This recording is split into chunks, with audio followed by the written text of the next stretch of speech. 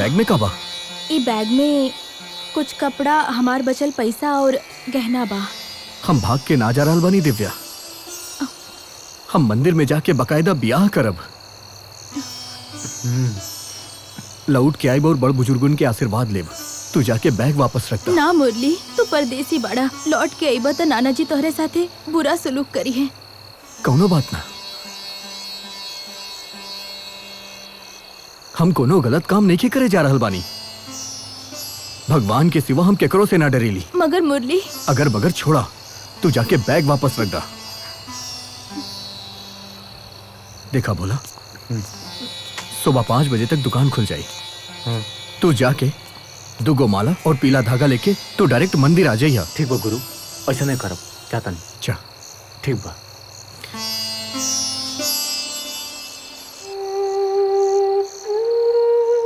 दिव्या, हम जानता नहीं कि हर केहू लेकी यह चाहेली कि ओकर शादी धूमधाम से मनावल जाए। वो लाल जोड़ा में सजे, ओकर हाथ में मेहंदी रचे, लेकिन एक दुल्हन तू बाड़ू जेके ई तरह ब्याह करे के पड़ रहल बा, चुपचाप चोरी से। लेकिन दिव्या, सब लोगन के सब इच्छा पूरा हो जात त ना ही भगवान के मंदिर होत और ना ही केहू यहाँ माथा टेके आई थी। ना मुरली, हमरा भगवान से कोनो शिकायत नहीं खे, तोहरो से ना, हमके अपना आप से शिकायत बा। हमरी वजह से तहार अपमान हो रहल बा। तहरा जैसन स्वाभिमानी आदमी के ई दुनिया से छुप के हम बदनसीब के स्वीकार करे के पड़ रहल बा। हमार घर वालन से आशीर्वाद के जगह बद्दुआ ही मिली। ऐसा मत कहा दिव्या, तू तो जाने लू बड़ लोग नाराज हो खेले, लेकिन अपन औलाद के कबो बद्दुआ ना देवेले। तू देख लिया, तो हार घर वालन सब कुछ भुला चाहिए और हमने पर आशीर्वाद बरसई है।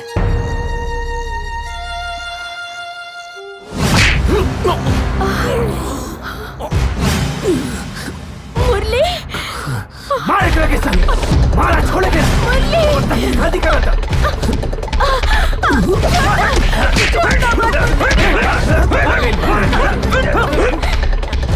छोड़ो के संभाले नाना जी, ऐसा मत करिए।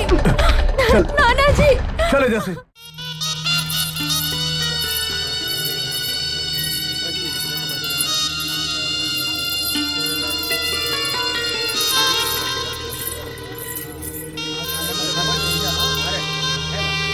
ओम मंगलम भगवान विष्णु, मंगलम गरुड़ध्वज, मंगलम पुंडरीकाक्ष, मंगलाय तनोहरि, वक्रतुंड महाकाय, कोटि सूर्य समप्रभ, निर्विघ्नं कुरु मे देव, सर्वकार्येषु सर्वदा। ओम श्री सुमुख एकदंत कपिल गजकंठ विकट विनाशक विनायक धूमकेतु गणाधर भाईचंद गणपति गणाय मोदक प्रिय लंबोदर हाथ जोड़ू। सर्वमंगल मांगल्य शिवे सर्वार्थ साधिके, शरण्य त्र्यंबके गौरी नारायणी नमोस्तुते।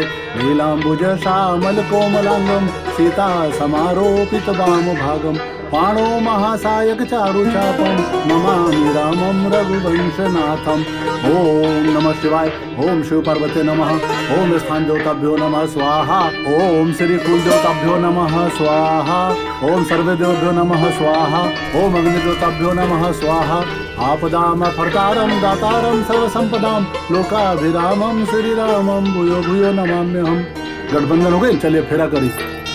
ओम पाणी ग्रहण संस्कार हेतु सप्त प्रदक्षिणातहं करिष्यामि। ओम सर्वमंगल मंगले शिवे सर्वार्थ साधिके, शरण्य त्र्यंबके गौरी नारायणी नमोस्तुते। कर्पूर गौरम करुणावतारम, संसार सारम भुजगेंद्रहारम, सदा वसन्ते हृदयारविंदे, भवं भवानी सहितं नमामि। ओम श्री राधे कृष्णाय नमः, एकदंताय नमः, ओम सुमुखाय नमः, ओम वक्रतुंडाय नमः, ओम भाईचंद्राय नमः, ओम गजाननाय नमः, ओम सर्वदेवभ्यो नमः, ओम अग्निज्योताभ्यो नमः, ओम अग्नि सप्त प्रदक्षिणाय नमः। माल्यार्पण करिए। ओम पाणी ग्रहण संस्कार हेतु माल्यार्पण समर्पयामि।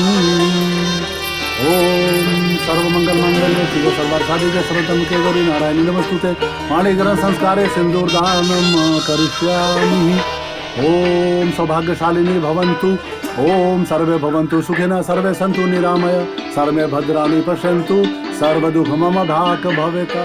ओम मंगलसूत्रदानम, ओम अस्य पाणिग्रहण संस्कार संपूर्णम। चलिए सबके आशीर्वाद ले लिए बोलो।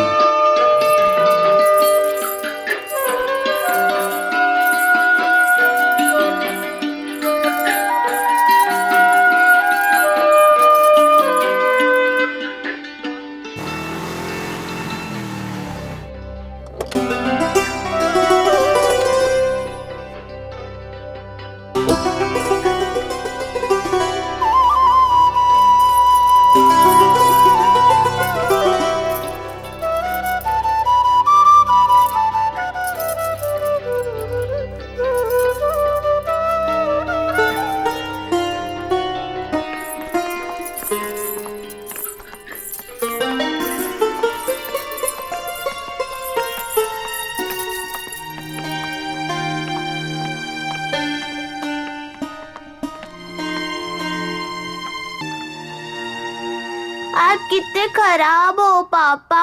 अकेले अकेले शादी करके आए, मुझे नहीं लेके गए साथ में। अरे मेरा बच्चा, ऐसे नहीं बोलते बेटा।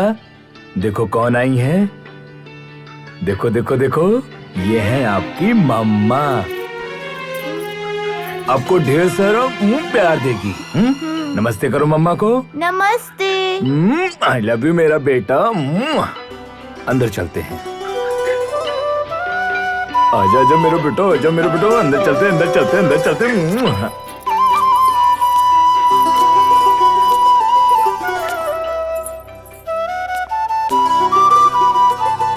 सावित्री, ये सावित्री, ये सावित्री, देखा विवेक आइल बा। विवेक, दादा के पास जाओ। प्रणाम। देखा तोरे घर में लक्ष्मी आइल बड़ी।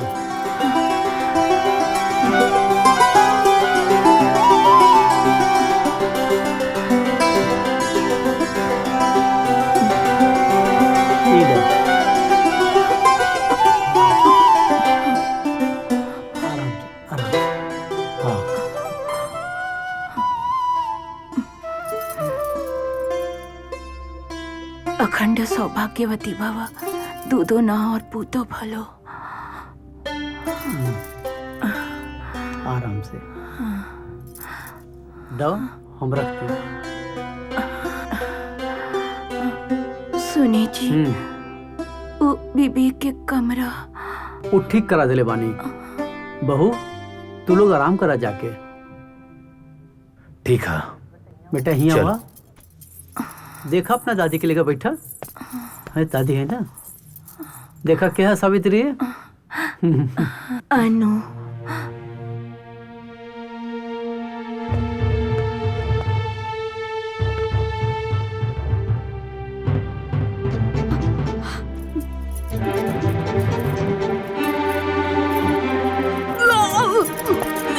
दिव्या, दिव्या, दिव्या।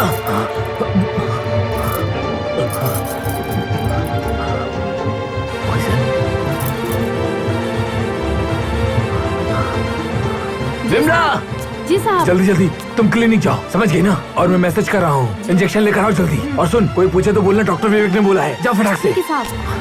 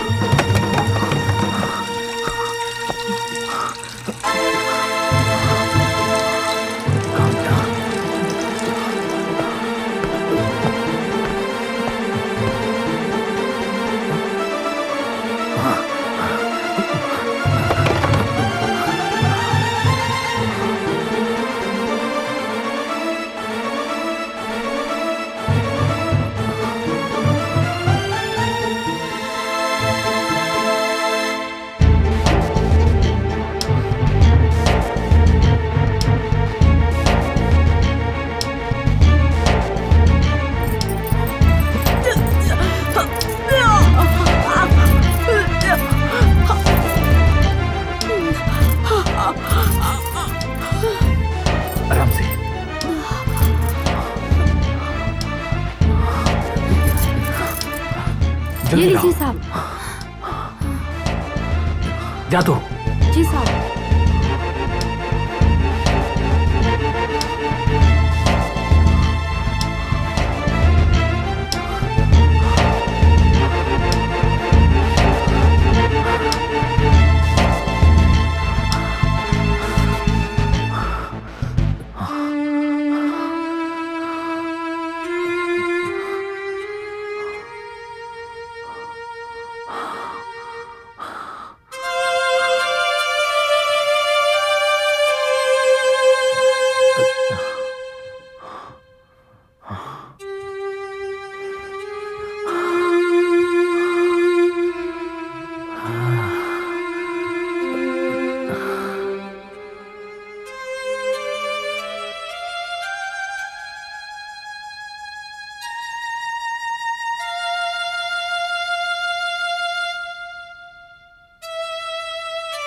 क्या मजबूरी हो सकती है?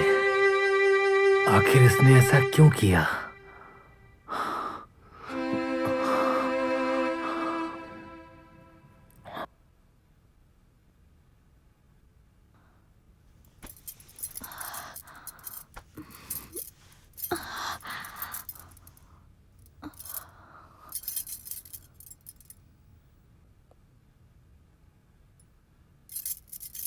अब कैसा फील कर रही हो तुम?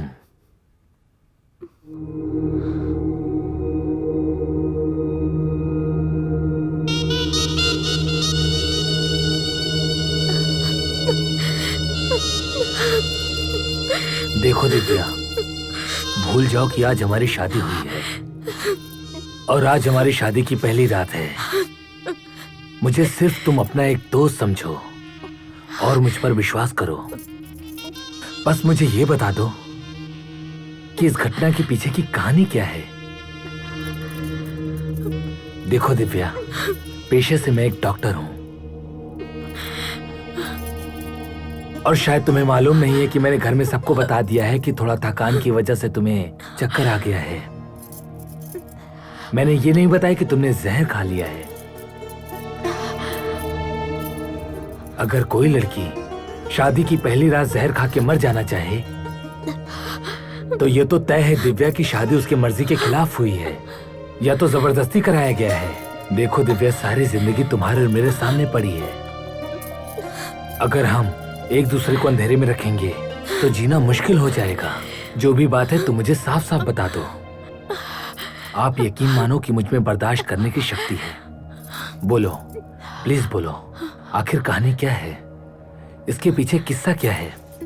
मोहब्बत ना रोकी के हो के रुकला से, मोहब्बत ना झुके के हो के झुकोला से, मोहब्बत ना रोकी के हो के रुकला से।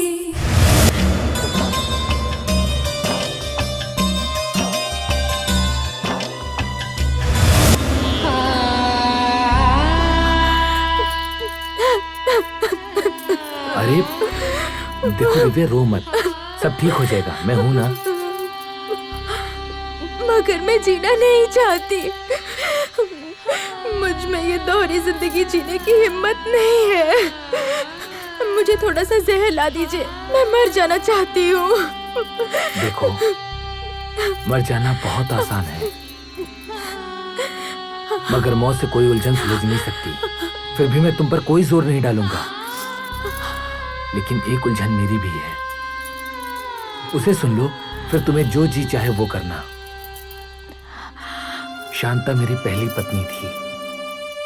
अन्नू को जन्म देते के साथ वो गुजर गई। 6 साल हो गए उसे गुजरे हुए, लेकिन मैंने दूसरी शादी नहीं की। मेरी माँ मेरे लिए बहुत परेशान थी और धीरे धीरे मेरा दुख मेरी माँ के कलेजे में उतरता चला गया और उसने बिस्तर पकड़ लिया। सिर्फ उसे एक आस लगी थी,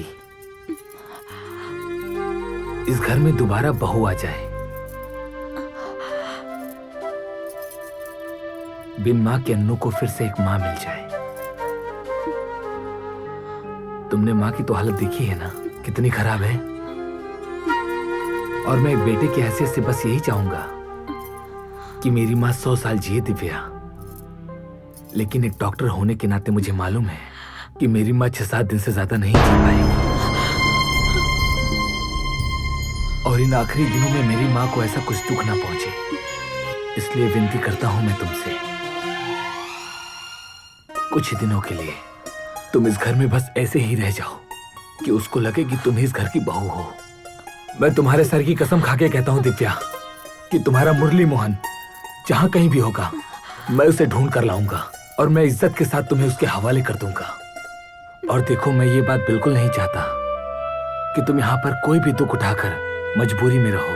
अगर तुम 6-7 दिनों के लिए इस घर में तुम बहू बनकर रह जाओगी तो ये एहसान डॉक्टर साहब तुम्हारा जिंदगी भर नहीं भूल पाएगा।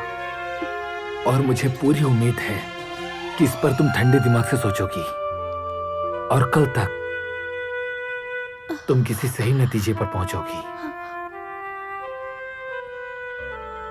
मैं चलता हूं, गुड बाय, ख्याल रखो अपना। मिटा पालस ना के हो मिटा पाई, प्यार में ये पागल के ना के हो समझा पाई, बिछड़ के दिल भर से हर रब्बा हम तो मर जाएब, जीते जी उनसे के हो जुदा नहीं कर पाए।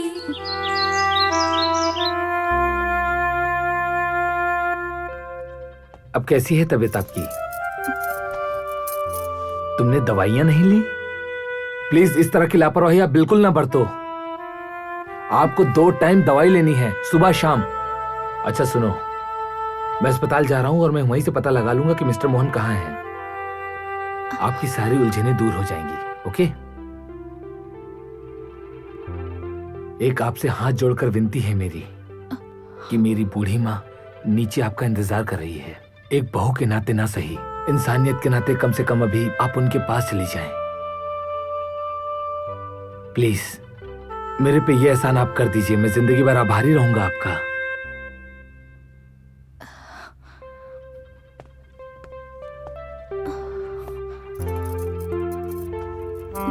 देखा ये लोग का जोड़ी बहुत बढ़िया बा, हमके तो माई क्लिनिक जाता नहीं, आशीर्वाद दा। ये तोहर का तरीका भइल बेटा, बैठा पहले ही यहाँ। हमार बात सुना, काले तू शादी करके अइला हा, आज सवेरे सवेरे अस्पताल जात बाड़ा। वो पराई घर से आई लड़की का सोची? जाए के जरूरी बा बाबूजी, 2-3 ठो ऑपरेशन बा और शादी तो हम कहीं नहीं। हाँ, उन्हन के जान काहे खतरा में डाली हम बताई रहुआ। कह रे विवेक, 6 साल तक बराबर इनकार करत रहे और आज अचानक बहू ले अइला अपन माई के खातिर, काहे कि हम ज्यादा दिन ना जी पाए। अरे रे, ऐसे काहे बोले तारिस माई? यहाँ तू बिल्कुल स्वस्थ हो जाइबे। और एक बात सुन ले, 6-7 दिन के अंदर तू बिस्तर छोड़ देबे और अपना पोते के साथ तू खेले लगबे। ऐसा बातें मत करा। डॉक्टर के जैसन ना, बेटा जैसन बात कर। अच्छा ये बता, लड़की कैसन लागल? बहुत अच्छा बिया माई। अब भाई नीचे औते रहे तो जनते बाड़ू के हमार कमरा के कितना किताब उताब गिरल रहे तो वह सरिया लगलस, थोड़ा देर में नीचे आ जाई। मन मिल गइल तू दोनों के, एक दूसर के पसंद आ गइल तू दोनों। हाँ माई, पसंद कर लेनी। हाँ जानत हई बेटा, तू कबो शांता के भुला ना पाइबा। ई भी ना कह सकत है कि मरे वाला के मन से भुला देवे के चाहिए, लेकिन ओकरा खातिर जिए वाला के दिल दुखावे के ना चाहिए। पर ऐसा का कर देनी हमारी? बोला, तू कबो तकलीफ ना पहुँचाइबा ओके, हमेशा खुश रखबा, वादा कर हमरा से। अरे माई, कैसन बात करता रू? हाँ, तहार बेटा तारा के वचन देवता कि दिव्या के खुशी के खातिर हम कुछ भी करब, ओकर हर इच्छा पूरा करब माई। हम ठीक कहा था सावित्री। प्रणाम। अच्छा हम जाता नहीं। जय दुर्गा मैया। पंडित जी प्रणाम। सदा सुखी रहा, भगवान कल्याण करे। पंडित जी, मैं विवेक हूँ और मैं आपसे एक बात पूछना चाहता हूँ। पूछी। परसों रात को एक लड़का लड़की शादी के लिए इस मंदिर में आए थे। हाँ, एक लड़का एक लड़की आई रहे शादी करे खातिर। कहाँ गए कुछ पता है? हमरा मालूम नहीं कि हम सुतल रहनी। कुछ पता नहीं आपको? कुछ पता नहीं।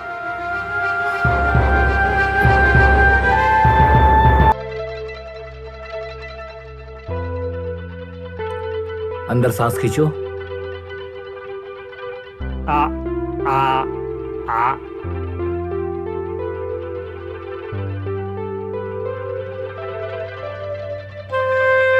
मैं कुछ दवाइयाँ लिखता हूँ, इन्हें दे देना, ठीक है? जी सर।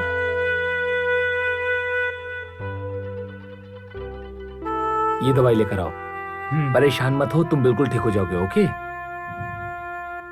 हेलो हेलो, आवाज आ ये रही लो है तुम्हारा बेटा? नाश्ता। हेलो हाँ पापा।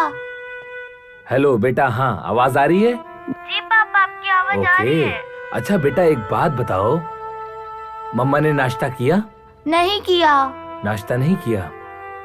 अच्छा, दवा खाई? नहीं खाई। दवा भी नहीं खाई? अच्छा अच्छा, दादी के पास गई होगी, है ना?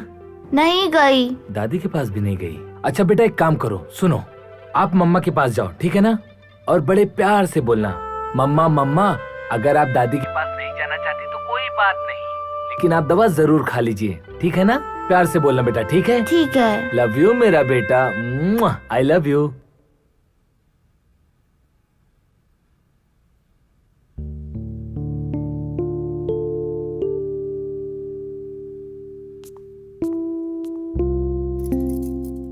पापा ने फोन पर कहा है कि नीचे दादी माँ के पास नहीं जाओगी तो चलेगा, पर नाश्ता और दवाई जरूर खा लेना।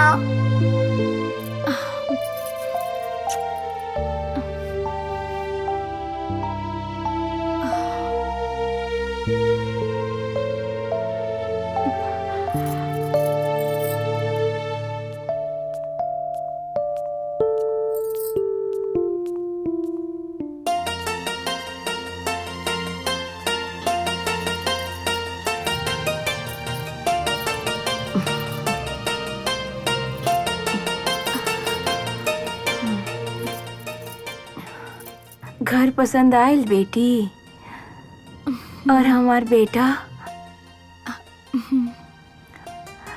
बात विचार कैलस तोरा साथे। उ जरा अलग स्वभाव के बा, ज्यादा बात ना करेला। तू अपन दिल छोट मत करिहा।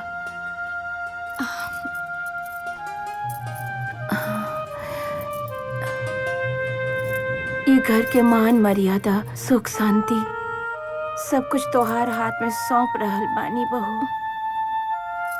तोहरा आवे से ये घर में खुशियाँ फिर से लौट आइल।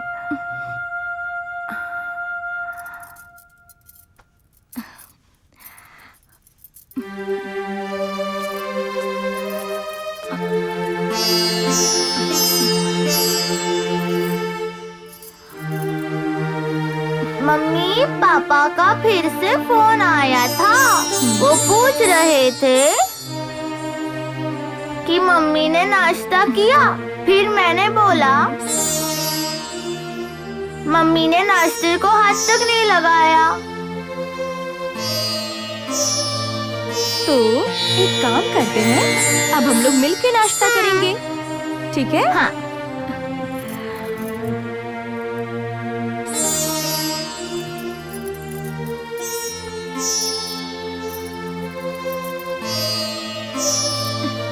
Good girl.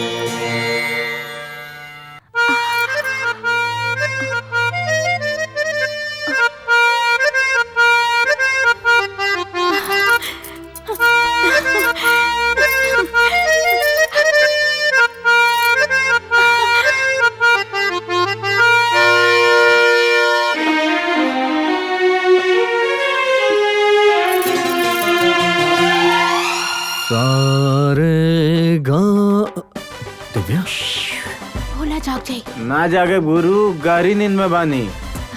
अरे वो नींद में बोल रहा बा। हाँ, नींद में बोल रहा बानी। छत पर निकल पड़ा।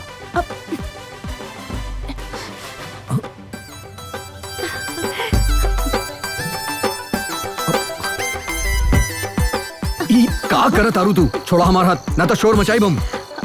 का शोर मचे? हमारी इज्जत खतरा में बा, हम शोर भी ना मचाई। त मचावा ना शोर। केकरा के बुलाईबा? भोला के। इतना रात के तू अकेली यहाँ का है बड़ू? तका नाना जी के साथ ले आई थी। लल्लू? अच्छा, ता तू आधी रात के ही बतावे एल बाड़ू के हम लल्लू हैं। और न तका लड़का 100 बार मिन्नत करेला, 500 बार नाक रगड़ेला, तब जाके लड़की मिले के टाइम देवेली, वो भी इतना रात के। केहू आवेली का? त तू काहे आइल बड़ू? पागल बानी, पल्ले जे पड़ गई नी तहार। और केहू होत ना तो न त का? मौका के फायदा उठाई। चांदनी रात रहे, ठंड रहे, और दोनों अकेले में बैठ के हाथ में हाथ डाल के मीठी मीठी बात करती। अब करा मीठी मीठी बात। हे भगवान, देखा हनुमान जी के भक्त, हम तो अपन लक्ष्मण रेखा पार कर गई नी। अब अगर पकड़ल गई नी तो बेभाव के पड़ी, दूर बैठे से भी कुछ कम ना पड़ी,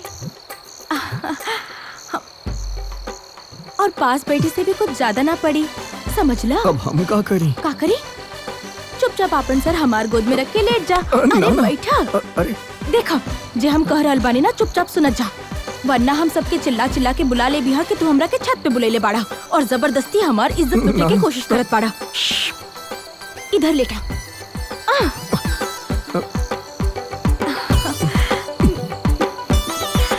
आपन मुंह हमरा तरफ घुमावा। अरे का भाई? देखा दिव्या, तू यहाँ से चल जा, ना तो हम। नाता का? चुपचाप इधर बैठा। ठीक से बैठा ना। अच्छा बोला, का करी?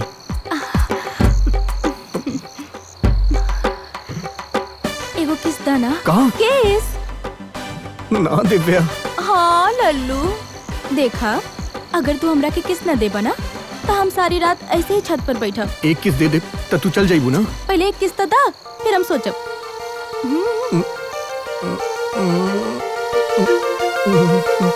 कैसन शकल बना रहल बाड़ा?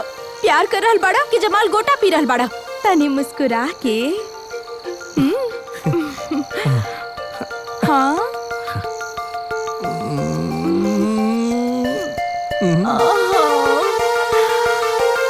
नहीं, कोनो मुस्कुराहट है तनी स्टाइल से। अब कैसे स्टाइल मारी? तू करके दिखावा, फिर वैसे नहीं कर दे।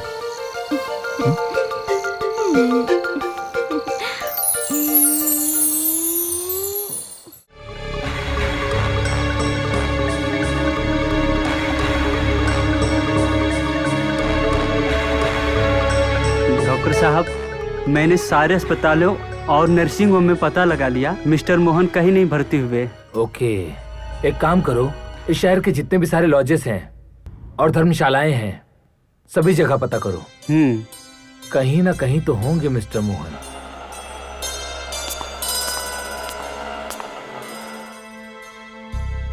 ये है यू।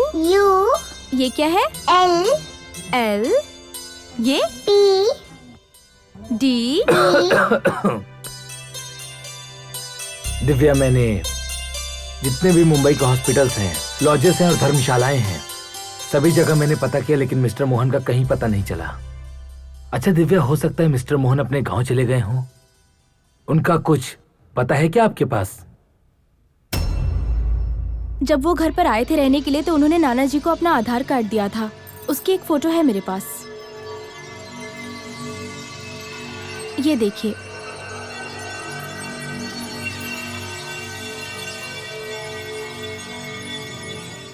गया बिहार।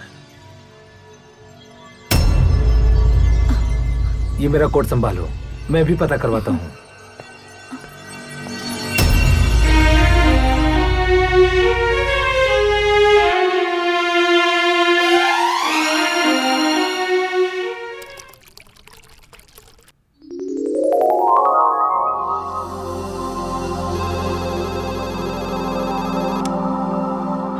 हेलो, गया का सदर हॉस्पिटल? जी हाँ। क्या मेरी बात सिंह से हो सकती है क्या? डॉक्टर सिंह से? हाँ, सिंह ही बोल रहा हूँ। आप कौन? मैं तुम्हारा दोस्त बोल रहा हूँ, doctor Vivek from Mumbai, classmate, याद है? अरे विवेक, बोलो बोलो बोलो, कैसे हो? बड़े दिनों बाद याद किया। अच्छा सिंह, एक बात बोलनी थी तुझे मेरे भाई, एक तकलीफ दे रहा हूँ तुझे। बोलो बोलो बोलो। बात ऐसी है कि गया का एक व्यक्ति है जिसका नाम है मुरली मनोहर, गया का रहने वाला है। यार, उसका आधार कार्ड है मेरे पास, वो आधार कार्ड तुझे मैं अभी सेंड करता हूँ। भाई एक रिक्वेस्ट है यार, प्लीज यार, बहुत जरूरी है। दोस्त जरा पता करके बताना, कहीं वो गया में तो नहीं है वो। मैं पता करके आपको बताता हूँ। ओके ओके, थैंक यू मेरे भाई, थैंक यू, लव यू मेरे भाई, टेक केयर भाई, thank you, love you, thank you. Bimla, nurse, Bimla, nurse, कहाँ चल गई सब? बिमला, नर्स, का बात बा माई? ये सब कहाँ चल गई? माई वो सब तो छुट्टी पे गई बा। हमके बताई का काम बा? बेड पेन अरे तो रह दो।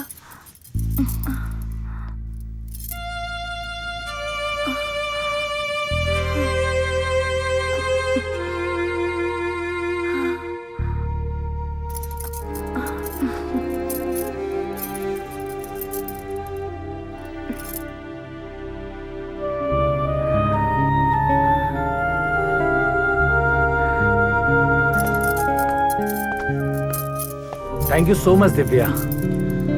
इस घर की अगर असली बहू होती तो शायद इस काम के लिए वो भी हिचकिचाती, लेकिन आप मिस्टर मोहन बहुत ही खुशनसीब वाले होंगे जो उसे दिव्या जैसी लड़की मिली।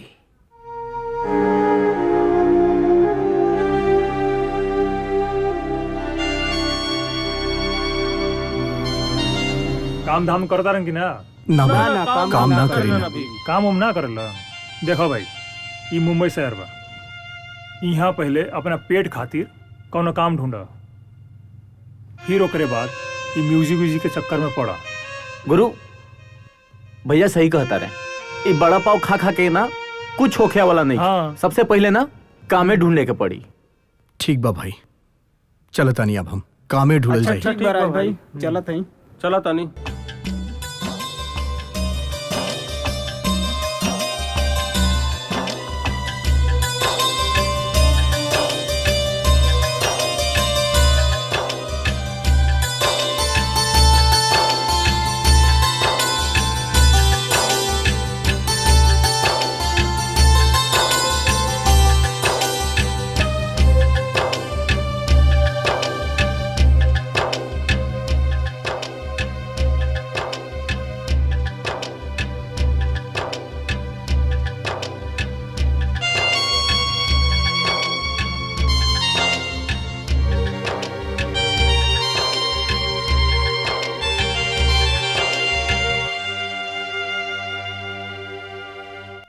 हे भगवान, सब पे दया दिखौनी रहुआ, हर बेबस मजबूर पे कृपा करेनी, हमरों पे रहम करी भगवान। सपना लेके आयल रहनी सपना के नगरी मुंबई में, लेकिन अब लागता भूखे रहे के नौबत आ गेल बा भगवान। कुछ करी भगवान, कुछ करी भगवान। गुरु, ए गुरु, तनिक संभाला अपना आपके, हिम्मत रखो। जे जन्म देले बा ना, उन्हें रोटी भी दी। हाँ। मम्मी, पापा ने कहा था कि आप मुझे छोड़ के चली जाओगी। आप मुझे छोड़ के मत जाना। मेरा बेटा, मैं कहीं नहीं जा रही तुम्हें छोड़ के। Thank you mummy. ओ, चलिए अब थोड़ा पढ़ाई करते हैं। ये बताइए क्या लिखा हुआ है? बी, ठीक है। सी, हाँ, ये क्या है? F, good girl.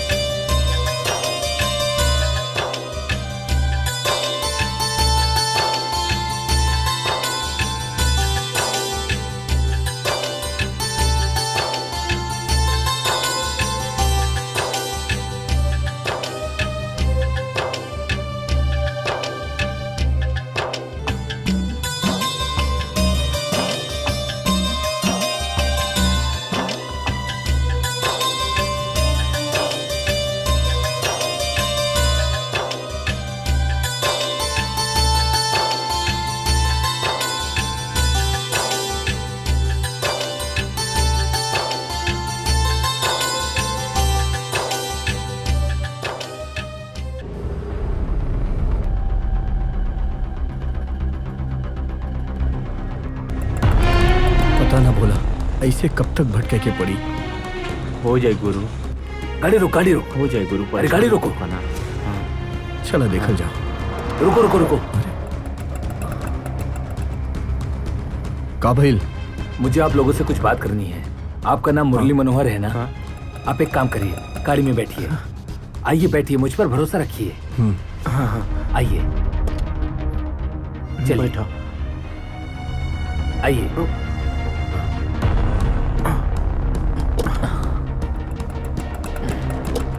वैसे साहब एक बात पूछूं आपसे, मेरा नाम कैसे आपको पता?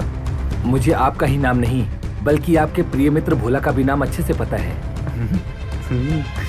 और मुझे ये भी पता है कि आप वही संगीतकार हैं जो किसी की धुन चुराने से आपने इनकार कर दिया था।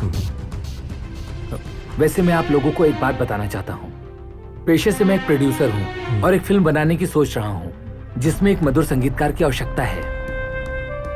मेरी दिली इच्छा है कि आप दोनों मेरे फिल्म में मधुर संगीत दें। और आप अपने घर का एड्रेस बताइए, मेरा ड्राइवर आपको लेने आ जाएगा। अरे साहब, कोई ठिकाना हो तब तो अपना पता बताएंगे। अभी तो साहब फुटपाथ ही अपना ठिकाना है। कोई बात नहीं, मैं आपके रहने की व्यवस्था करता हूँ। चलिए ड्राइवर, जू होटल चलो।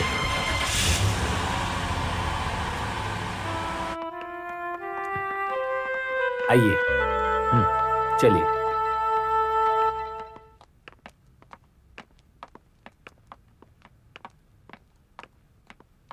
आइए आइए मिस्टर मनोहर, आइए। ये रहा आप लोगों का कमरा और आज से आप लोग यहीं रहेंगे और जितने दिन भी आप लोगों को रहना है रहिए।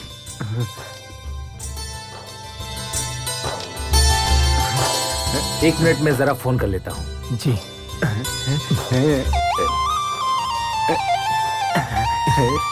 Hello mister Yogesh. अच्छा मेरी बात सुनो, आज के जितने भी अपॉइंटमेंट है सारा कैंसिल कर दो, ओके? और हाँ, कोई जरूरी काम रहे तभी फोन करना, ओके? ये हमारा पहला चांस पा। अब प्रोड्यूसर साहब के ऐसा धुन सुनाई कि वो हर फिल्म में हमनी है कि म्यूजिक अरे लगे। चिंता मत करो गुरु, हम तारा साथे बानी मर्दवा।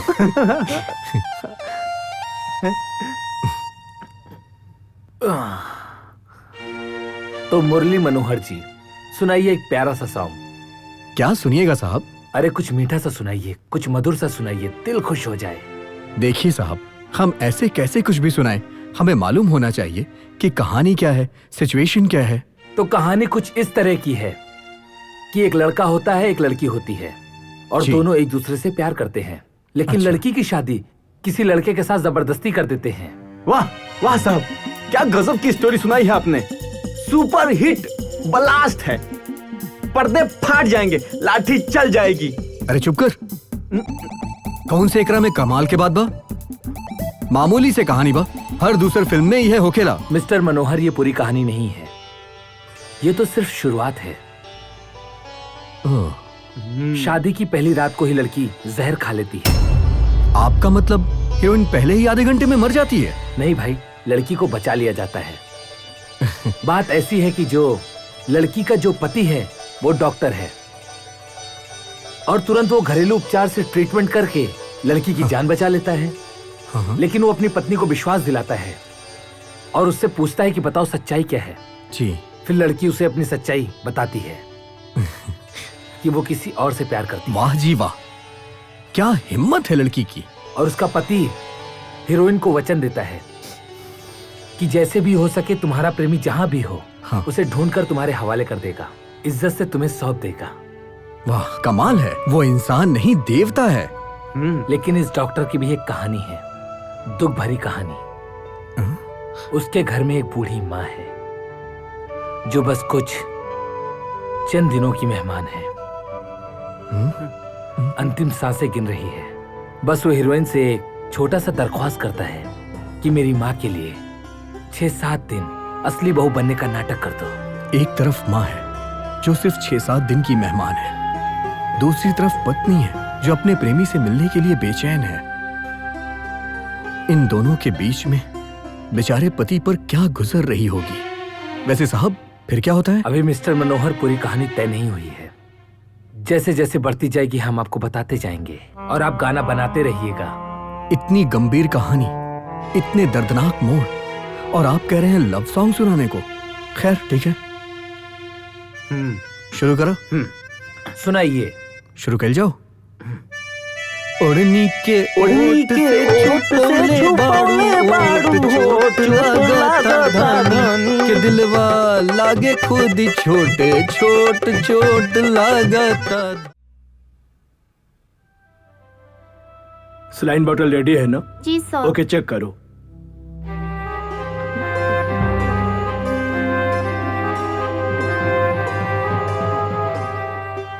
हाँ नर्स, Yes? इंजेक्शन रेडी है ना? हाँ सर। हाँ, जस्ट वेट वेट वेट।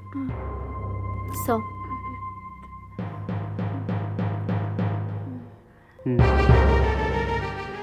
ओ मशीन दो। हाँ जी सर।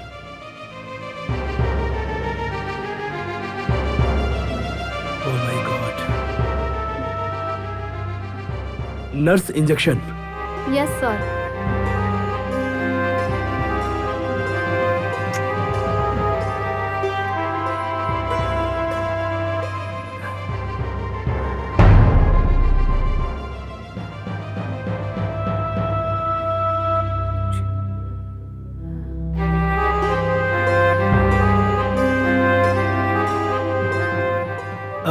सलाइन बोतल लगा दो इनको। ओके, हाँ? सर। ओके फाइन, ठीक है। हाँ ओके। ओके सर। विवेक, आइए आप मेरे साथ। जी। विवेक, आप खुद एक डॉक्टर हैं और मरीज की हालत कैसी है ये आप जानते हैं। जो ट्रैंक्विलाइजर मैंने दिया है इसका असर कुछ घंटे तक रहेगा।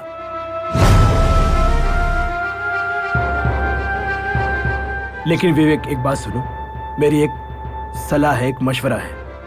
आप इस क्रिटिकल सिचुएशन से निकलने की कोशिश कीजिए। I hope for the best Vivek. All the best. Thank you doctor. All the best Vivek. चलो।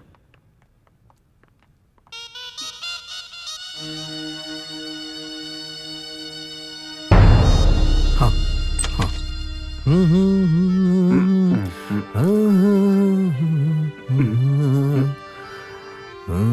गुरु, प्रोड्यूसर साहब। नमस्ते साहब। नमस्ते नमस्ते। कैसे हैं साहब? आप लोग? ठीक हूँ साहब, आपने तो हमें सस्पेंस में ही मार दिया। आधी कहानी सुनाकर आप घर चले गए और हम यहाँ बेचैन हैं कि आगे क्या होगा।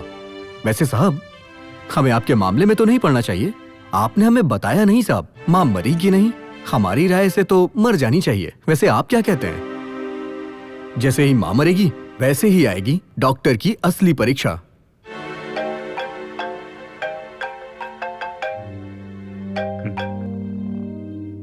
हेलो। हेलो। हाँ साहब, माँ जी का स्वर्गवास हो गया। अभी 5 मिनट पहले। आप ही का इंतजार हो रहा है साहब, जल्दी आइए। आपने हमें बताया नहीं साहब, माँ मरी कि नहीं। हमारी राय से तो मर जानी चाहिए। माँ मर गई। ये बात हुई ना साहब। अब मजा आएगा कहानी में, लेकिन यहाँ पे आप गाना मत डालिएगा। वो हर कोई माँ करके गाना डाल देते हैं ना, लेकिन हम इस सिचुएशन में ऐसा बैकग्राउंड म्यूजिक देंगे हर किसी की आंख भर आएगी।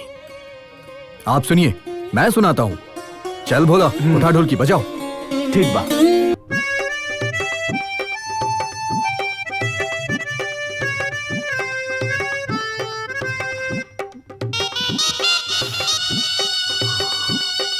गुरु, प्रोड्यूसर साहब रो रहा बाड़ा। ये हमनी के धुन के असर बा। अभी तो सिर्फ हारमोनियम बजेले बानी। जब 50 साल जिंदन के साथ हॉल में बैकग्राउंड म्यूजिक बजी ना, तब देखिए हॉल में एक एक आदमी रो रहल हुई है। माई, माई का हो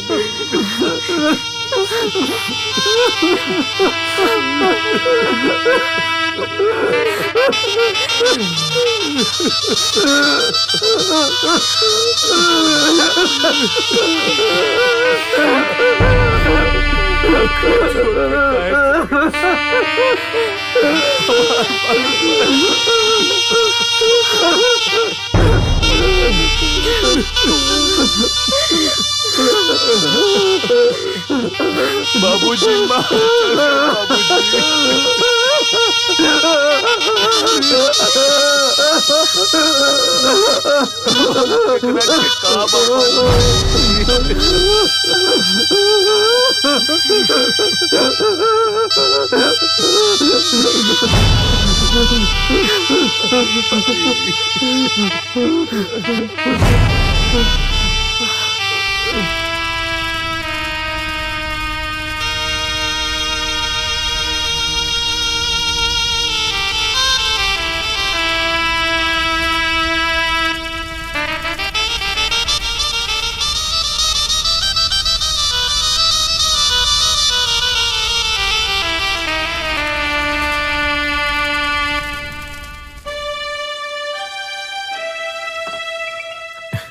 नमस्ते साहब।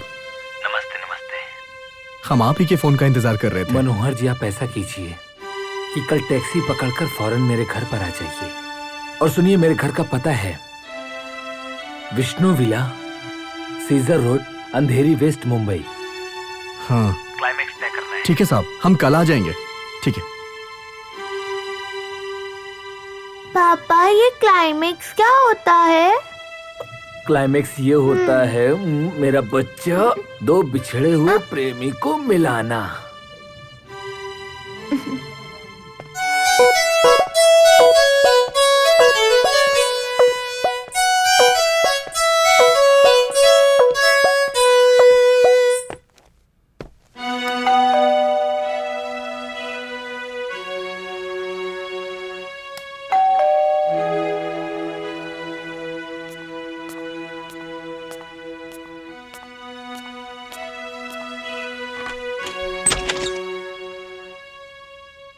नमस्ते, हम विवेक साहब से मिलने आए हैं।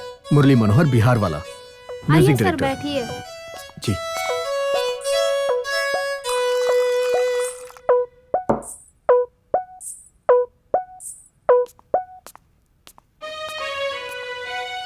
लीजिए पानी, मैं साहब को बुला के लाती हूँ। जी।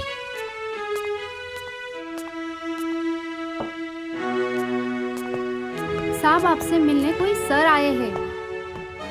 अरे अरे, बैठिए मनोहर जी। नमस्ते साहब। नमस्कार, बैठिए। कोई तकलीफ तो नहीं हुई आने में? नहीं साहब। तो बताइए मिस्टर मनोहर, क्या सोचा है आपने क्लाइमेक्स? देखिए साहब, हमारे अनुसार यही हो सकता है कि हीरोइन अपने प्रेमी को भूल जाए और अपने पति के साथ खुशी खुशी जिंदगी बिताए। मिस्टर मोहन, लगता है आप एक बहुत बड़े बेरहम इंसान हैं। आप बेचारी उस लड़की को ऐसे आदमी के साथ जीवन गुजारने के लिए मजबूर कर रहे हैं जिसके साथ उसकी शादी मर्जी के खिलाफ हुई है। लेकिन साहब, हमारे देश में तो यही होता है। इस देश में होता क्या है मिस्टर मनोहर? इससे हमें कोई लेना देना नहीं है और न कोई फर्क पड़ता है। और होना क्या चाहिए? अगर पति सच्चा इंसान है तो दोनों प्रेमियों को क्यों न मिला दे? नहीं नहीं नहीं साहब, बहुत रिस्क वाली बात बोल गए। इस दी एंड को पब्लिक कभी स्वीकार नहीं करेगी। क्यों नहीं स्वीकार करेगी भाई? हाँ, इसलिए कि हमारे धर्म की कुछ रीति रिवाज है जो बरसों से चली आ रही है। उस रीति रिवाज को बदलना चाहिए मिस्टर मनोहर, और हमारे धर्म के रीति रिवाज को बनाने वाले को सोचना चाहिए कि उस रीति रिवाज से किसी को कष्ट तो नहीं हो रहा है, किसी को दुख तो नहीं हो रहा है, किसी की खुशियां तो छीनी नहीं जा रही है। इन सब बातों पर कौन ध्यान देता है साहब? तो ध्यान देना चाहिए मिस्टर मनोहर। कोई किसी लड़की के साथ एक पल के लिए बदतमीजी करे तो कोर्ट उसे सजा सुनाती है, और ना चाहते हुए भी उसे एक घुटन भरी जिंदगी जीनी पड़ रही है। और शायद मिस्टर मनोहर, तुम्हारे इस फिल्म के माध्यम से कुछ लोगों का माइंड चेंज हो जाए, लोग सोचने पे मजबूर हो जाए, ताकि फिर किसी मासूम लड़की को लाचारी भरी जिंदगी जीना ना पड़े। ठीक है, एक बहुत बड़ा मैसेज होगा समाज के लिए। चलिए कम, आइए मेरे साथ ऊपर। ऊपर? आपका मतलब कहीं एडवांस तो नहीं है साहब? अरे मिस्टर मनोहर, पहले आइए तो, मुझे भी तो अपना फर्ज अदा करने दीजिए प्रोड्यूसर वाला। कम, आइए। ठीक है साहब, अच्छा है साहब, बहुत अच्छा है। हाँ।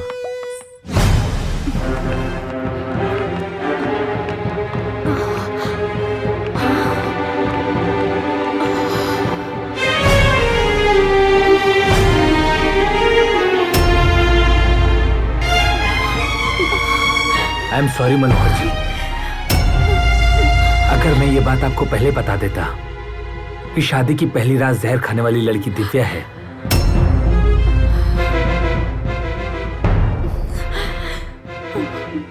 और उसे मंगलसूत्र पहनाने वाला डॉक्टर मैं हूं, तो हम लोग खुलकर शायद बात नहीं कर पाते। कभी सही नतीजे पर नहीं पहुंच पाते, इसलिए मुझे ये नाटक करना पड़ा। अगर मिस्टर मनोहर मैंने आपको किसी भी प्रकार से तकलीफ पहुंचाई है तो मैं आप दोनों से माफी चाहता हूं। देखो दिव्या, मैंने अपना वादा पूरा किया। हालांकि मैं अपने स्वार्थ के लिए अपनी मां के खातिर तुम्हें इस घर में कुछ दिन रोक के रखा, आपको दुख दिया, उसके लिए मैं माफी चाहता हूं। आखिर ये दुखद कहानी जो शादी से शुरू हुई थी, दो प्रेमियों के मिलन की सुखद कहानी बन गई। इस बात की मुझे खुशी है। मेरी शुभकामनाएं आप दोनों के साथ हैं।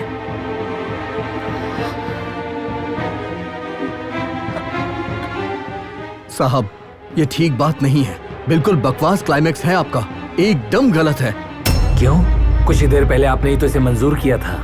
हाँ किया था। कहानियों में, फिल्मों में सब चलता है। ये जिंदगी है, असल जिंदगी में ऐसा कभी नहीं हो सकता। लेकिन मिस्टर मनोहर, कहानियां, उपन्यास, उपदेश, ये असल जिंदगी की तस्वीर होनी चाहिए। होनी चाहिए या नहीं, हम इस बहस में नहीं पड़ना चाहते। हमने आपके इस बकवास क्लाइमेक्स को इसलिए मंजूर किया था कि हमें डर था कि एक म्यूजिक डायरेक्टर बनने का सपना मेरे हाथ से चला ना जाए। दिव्या आपकी पत्नी है और इसे आपके साथ ही रहना होगा। लेकिन मिस्टर मनोहर, आपके इस क्लाइमेक्स को मैं कैसे मंजूर कर दूं, ये जानते हुए कि जो लड़की मेरे घर में पत्नी बन के आई है वो किसी और से प्यार करती है।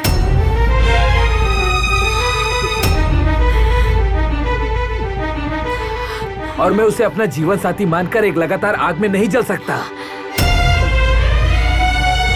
जिंदगी जहन्नुम बन जाएगी मेरी और दिव्या की भी। और इस मुश्किल का एक ही उपाय है कि आप दिव्या को अपना लीजिए। नहीं साहब, ये नहीं हो सकता है। ये कभी नहीं हो सकता है। मिस्टर मनोहर, अगर आप इसे नहीं अपनाएंगे तो यकीनन ये दोबारा जहर खा लेगी। ये मंजूर होगा आपको जिसे आपने प्यार किया है, उसे जानबूझकर आप मौत के मुंह में ढकेलना चाहेंगे? आप कैसे आदमी हैं मिस्टर मनोहर? कैसे प्यार करने वाले इंसान हैं आप? साहब, आप क्यों नहीं समझते? ये आपकी पत्नी है, आप इनके पति हैं। आपने इनकी मांग में सिंदूर डाला है, आपने इनके गले में मंगलसूत्र पहना है, आपने इनके साथ अग्नि के साथ फेरे लिए हैं। हमारे धर्म के अनुसार ये आपकी पत्नी हुई, आप किसी और की नहीं हो सकती हैं। क्यों नहीं हो सकती मिस्टर मनोहर? क्यों नहीं हो सकती? किसी के मांग में सिंदूर भरने से, गले में मंगलसूत्र पहनाने से, अग्नि के साथ फेरे लेने से पति पत्नी नहीं हो जाते। लड़का लड़की का दिल मिलना चाहिए, मन मिलना चाहिए, तभी वो पति पत्नी कहलाते हैं। और मुझे पता है आप दोनों का दिल और मन दोनों मिला हुआ है। और इसीलिए तो मेरे घर में इतनी धन दौलत, नौकर चाकर, गाड़ी होने के बावजूद भी दिव्या मर जाना पसंद की, बल्कि मुझे अपनाना नहीं। और मिस्टर मनोहर, आज तक मैंने किसी का बुरा नहीं चाहा और न तो मैंने किसी का बुरा किया आज तक। बस मैं एक इंसान होने के नाते हर किसी को खुशी देना चाहा। आज पहली बार सिर्फ अपने स्वार्थ के लिए दिव्या को यहाँ रखकर इसके मन को मैंने दुखित किया है। मिस्टर मनोहर, दिव्या की आंख में एक बार देखकर कहो कि तुम उससे प्यार नहीं करते, क्यों उसे अपनाना नहीं चाहते। एक बार देखकर कहो तुम। पर साहब जी, प्यार करता हूँ, लेकिन सच्चा प्यार स्वार्थी नहीं होता है, उसे खुशी देता है। लेकिन मेरे पास तो रहने का कोई ठिकाना भी नहीं है, इसे दुख और आंसू के सिवा कुछ भी नहीं दे सकता हूँ। मैं दे रहा हूँ, सब कुछ दे रहा हूँ मैं। साहब जी, ये देखो, देखो ये, मुझे लंग कैंसर है और मैं कुछ दिनों का मेहमान हूँ। और कल मैं अमेरिका जा रहा हूँ और शायद मैं फिर कभी लौट के ना आऊं। और तुम दोनों यहीं रहो। और ये सब कुछ तुम दोनों के लिए है। बस एक बात तुम दोनों से यही मेरी हाथ जोड़कर विनती है कि मेरी बेटी अन्नू को अपनी बेटी बना के रखना। इतना प्यार देना कि कभी मुझे याद ना करे। जब कभी वो याद करे बस यही बोलना, पापा जल्दी आ जाएंगे। धीरे धीरे वक्त निकल जाएगा और वो मुझे भूल जाएगी। मोहब्बत ना रोकी के हो के रुकला से, मोहब्बत ना झुकी केहू के झुकोला से हमने में बस एक दूसरे के जान है प्यार तो खुदा के देहल। कौन कहता है कि इंसान के रूप में भगवान श्री राम और कृष्ण ही पैदा हुए थे? आज भी भगवान के रूप में आप जैसे इंसान पैदा होते हैं। मंजिल की तलाश में भटकता रहा जिंदगी भर, भटकते भटकते मिल गए आप जैसे भगवान। आज वो भी हमें छोड़कर जा रहे हैं। हाय रे सृष्टि के रचयिता, कैसी है तेरी खुदाई।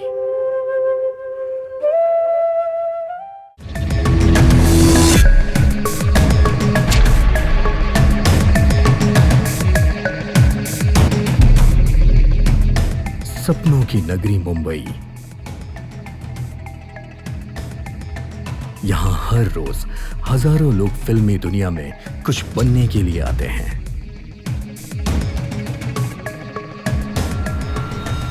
और उन्हें दर दर के धक्के खाने पड़ते हैं, चप्पल घिस जाते हैं, कभी कभी भूखे पेट फुटपाथ पे भी सोना पड़ता है। तब जाकर किसी किसी को सफलता मिलती है।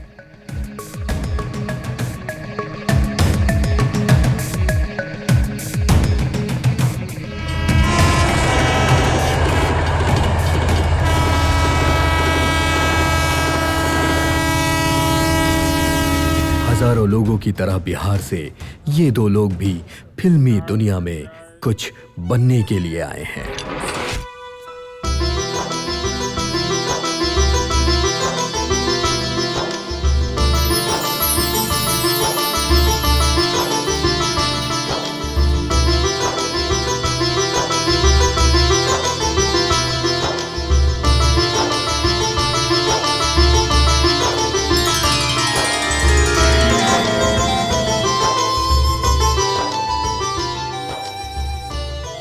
नमस्ते। नमस्ते। हम बिहार से आई नहीं। बल्लू भाई बात कैले रहले ना रूम खातिर। जी अंदर आई ना।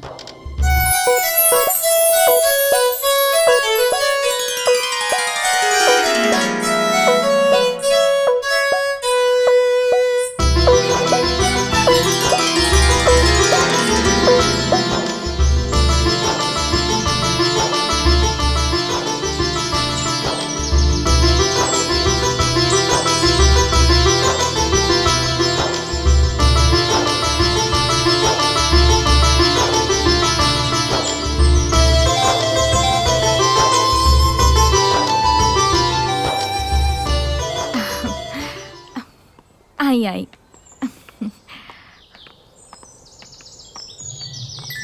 नमस्ते। नमस्ते। अभी कुछ देर पहले बल्लू भाई बात कैले रहले रूम खातिर।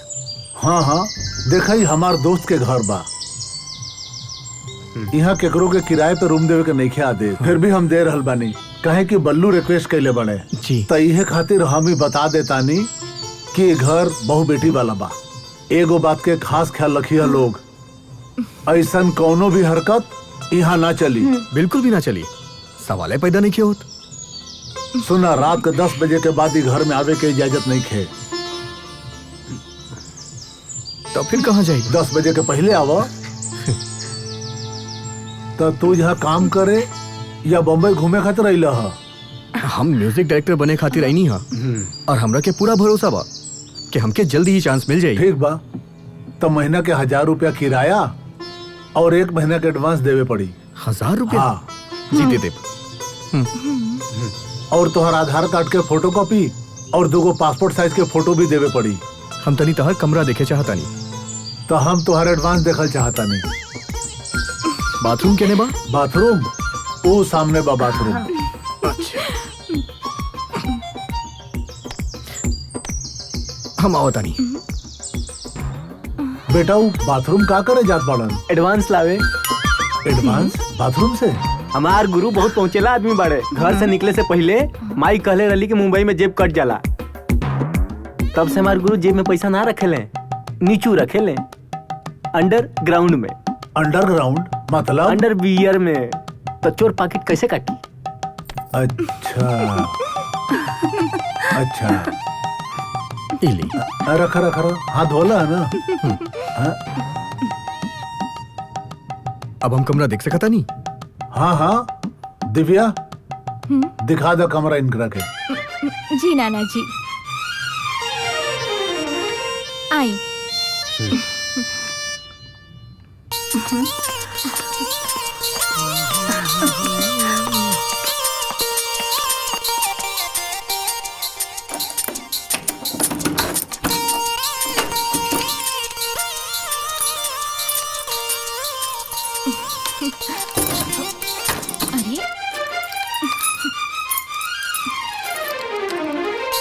अरे का भइल? ताला नहीं की खुलत का? लागता कि जंग लग गई बा, जोर लगा के खोले के पड़ी। लावा देखी जोर लगा के।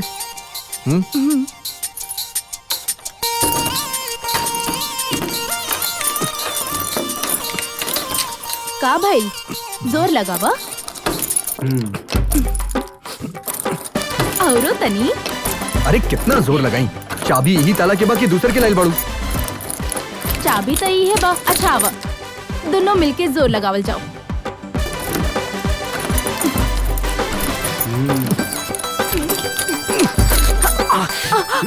ना खुली, ताला तोड़ दो। ऐसे कैसे तोड़ दी ताला? रुका, ई ताला के एगो और चाबी बा, लेके आ बतानी।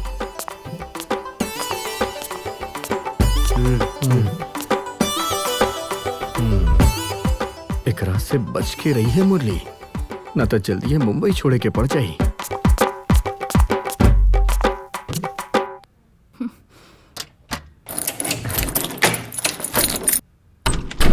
इला खुल गई दरवाजा। ये दोनों कमरा हमेशा बंद रहेला, कबो खोले की कोशिश मत करी है। और ई रहल तोहार बिछौना और तकिया। पानी खातिर बोतल रखल बा, नीचे नल से भर ली है। ठीक बा।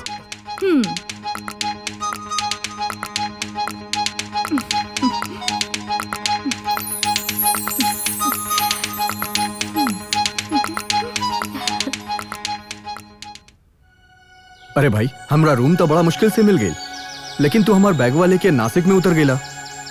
अच्छा तू बैग लेके कब आईबा? काल। काल ठीक बा, तो तू कल लेके आजा। आजा भाई, बड़ा दिक्कत होता। ठीक बा, रखता नहीं भाई। 24 कैरेट सोना, 24 कैरेट सोना, तू हूँ त बाड़ू हमरे सोना। 24 कैरेट सोना।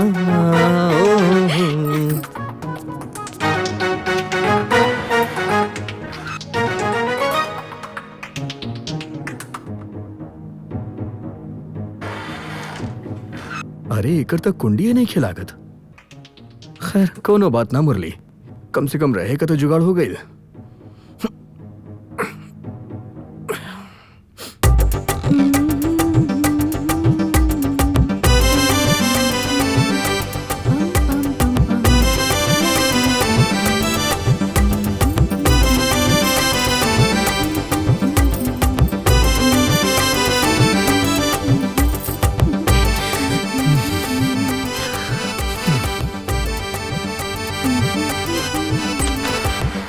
अरे बाप रे, यही कैसे मजाक है? तारा दिखाई नहीं देत हम नहा रहल बानी। दिखाई कैसे देत? दरवाजा तो बंद रहे। तो तारा की सुनाई नहीं देत हम पानी उछल रहल बानी। सुनाई कहाँ से देत? हम तो ईयरफोन लगेले रहनी। तो दरवाजा में कुंडी काहे न लगवावेलू? ज्यादा चिल्लाना, हमरा पता नहीं कि गांव देहात में लोग कैसे नहाला। और का हो गई? हम तारा के चड्डी में देख लेनी था, तहार इज्जत लूट लेनी का? लड़की हो के ई तरह से बात करेलू? ई मुंबई है, यहाँ लड़का लड़की ऐसे ही बात करेला। चला जा यहाँ से। हटा, हटू की ना।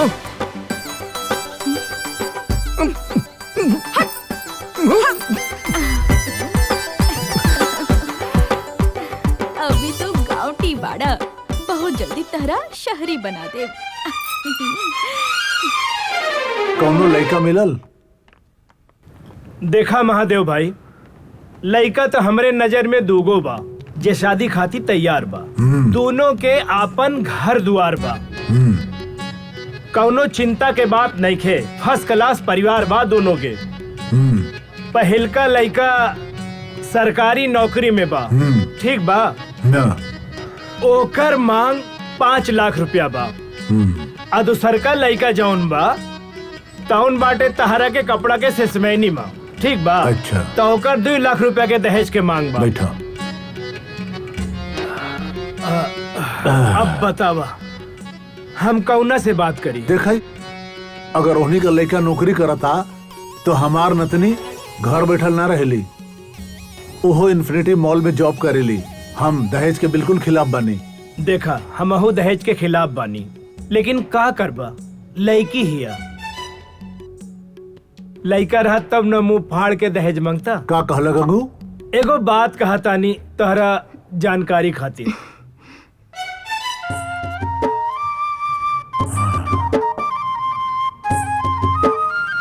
ये रहल हमार बड़ नतनी दिव्या, जेकर हम बात कर रहल बनी। तोहार नतनी तो देखे में बहुत खूबसूरत बाड़ी, ये तो अच्छी बात बा, लेकिन आज के युग में खूबसूरती से ज्यादा हैसियत देखल जाला। तू अपन हैसियत तो देखते बाड़ा। तोहार आपन दामाद तोहार बेटी और नतनी के छोड़ के भाग गईलन। तोहार अपन घर जौन बा उ त गिरवी रखल बा। हई जौन घर में रहत आरा ना, तहरा दोस्त के दिहल घर बा, जौन ठाट से रहत बाड़ा। हाँ देखा, इतना दहेज तो तू दे नहीं खे सकत, लेकिन वर चाहतारा ऊंचा। तनी नीचे आके सोचा, बुझाइल? वक्त के साथ समझौता करा महादेव भाई। तू कहा था हम आगे बात करी। तहार नाम गंगाधर पांडे है का? हाँ, का ठीक नहीं के का? ना, वो पोस्टमैन पूछत रहे। हाँ? तहार कोनो चेक आयल रहे। हमार चेक? हम कह देनी यहाँ कोनो गंगाधर पांडे नहीं खे। कहाँ गई पोस्टमैन? अभी तो गली के नुक्कड़ तक पहुँच गई हुई। अरे बाप रे, हमार चेक आइल बा, पोस्टमैन चल गई। अरे बड़ा गड़बड़ हो गई। ये कैसन मजाक बा दिव्या? नाना जी, हमके ना ही आदमी पसंद बा, ना एकर लाइल कोनो रिश्ता। अभी तो आरती के पढ़ाई बाकी बा, टाइपिंग क्लास बाकी बा, कंप्यूटर क्लास बाकी बा। जब तक कि ओकरा के नौकरी नहीं खे मिलत ना, हम नौकरी छोड़ के शादी ना करब। ई घर के तकलीफ तो चलत रही दिव्या, एहमे तो के परेशान होवे के कोनो जरूरत नहीं खे। ना माई, हम जे कह देनी से कह देनी, हम ना शादी करब। अरे हमारे अंगने में तुम्हारा क्या काम है, हमारे अंगने में तुम्हारा क्या काम है, हमारे अंगने में तुम्हारा क्या काम है, जो है नाम वाला वही तो बदनाम है। ए बोला, चूना लेके आओ जल्दी। दीदी, चूना मिली का? गुरु का अंगूठा में लगाए के बा। अरे ओकरा के मलहम लगावा, चूना उना से कुछ ना हुई। वो तो मालूम बा हमरा, चूना फोकट में मिलेला ना, उसे हमार गुरु उहे लगाई है। आग भी फोकट में मिलेला, कहा था भेज दी। बड़ बड़ कंजूस के देखनी, बाकी तोहार गुरु जैसन ना। वो अपन तकलीफ केहू से ना कहले। वहाँ बिहार में पूरा परिवार बा गुरु के, बूढ़ी माई, छोट छोट भाई बहन। वो लोग के पेट पाले खातिर माई दूसरा के घर में बर्तन माजेली, झाड़ू मारेली, खाना बनावेली, पोछा मारेली, ध्यान रखेली। बाकी के खर्चा गुरु के उठाए के पड़ी ना।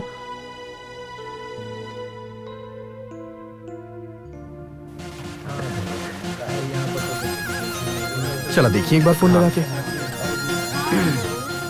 हेलो हेलो, कौन? मैं मुरली मनोहर बोल रहा हूँ। आपने कहा था ना ऑफिस में आने के लिए, मैं आया था लेकिन ऑफिस बंद था। मैं अभी पवन सिंह को लेके एक फिल्म बनाने लंदन जा रहा हूँ, तो आप एक काम करो, ऐसा करो कि आप 3 महीने बाद मुझे फोन करके मिलो। ओके सर। इसलिए बोला था का गुरु इतना उदास काहे हो गया? वो डायरेक्टर साहब बिजी बाड़े, अभी लंदन जा रहल बाड़े। हमनी के तो किस्मती है खराब बा। ठीक बोला भोला।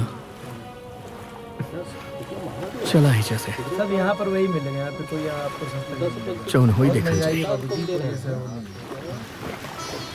चलो बोलोगे तो बोलते ना, बस वही है, कितना भी घूम। भोला कुंडी खड़कावा ना, तू खड़कावा। देख रहल बाड़ा ना हमारा अंगूठा के काबिल बा।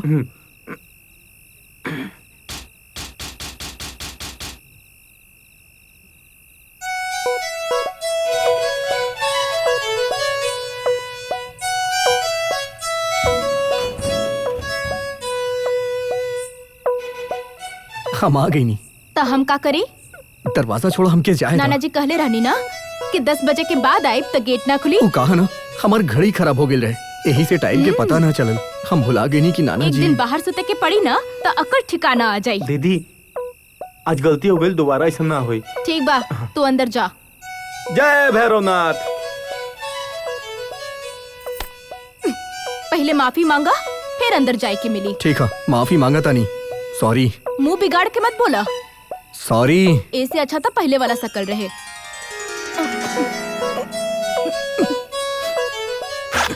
हाँ?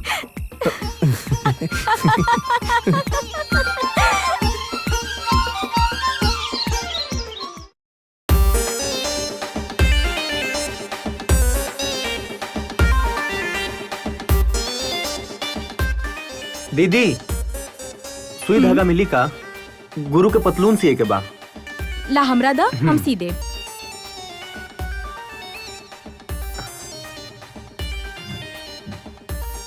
और तोहार गुरु के अंगूठा के का हाल बा? एकदम बिगड़ गई बा, अंगूठा सूज के मोटा हो गई बा।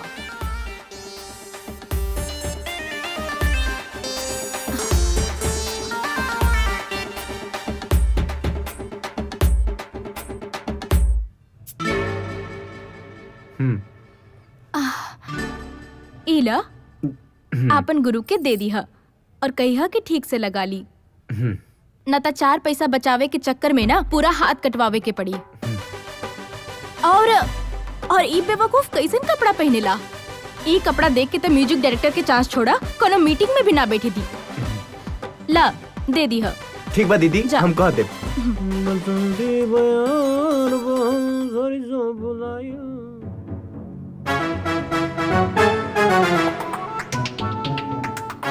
अरे भोला, सुई धागा ले आइला? पतलून ही सिला के लेनी है गुरु। अरे वाह भोला वाह, तू तक कमाल कर देला। के देलस? वो नीचे दिव्या दीदी और कहत अली कि तार पुराना जमाना के कपड़ा देख के म्यूजिक डायरेक्टर के काम तो दूर क्यों मीटिंग के चांस भी ना दी। अपन पहनावा चेंज करे के पड़ी।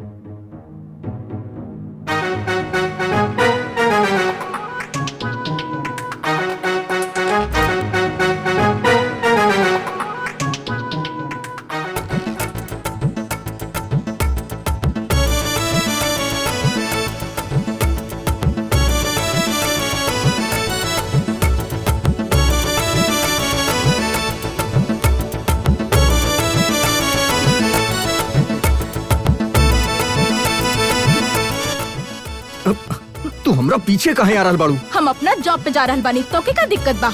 तो जाना तू आगे पहले। बड़ाई एक राकेट।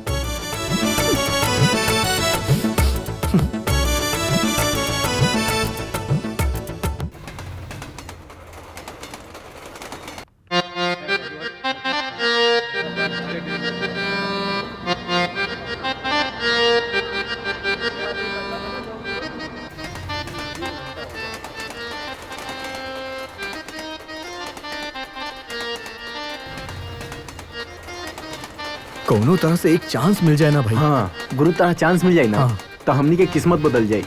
यह बात तो हम कहता नहीं, लेकिन तो हमारी एक बात सुन ला, ऐसन गाना बनाई कि ऑस्कर मिली, फिर हमनियों के लाइफ सेट हो जाई। सही कहता। बाकी ऊपर वाला देखा का चाहता। बिल्कुल सही बात गुरु। हमरा लागेला कि सब ठीक हो जाई भोला। भगवान की मर्जी पर सब ठीक हो जाए। हाँ चला स्ट्रगल चालू रखल जाए। सही ठीक बात। ना बोला?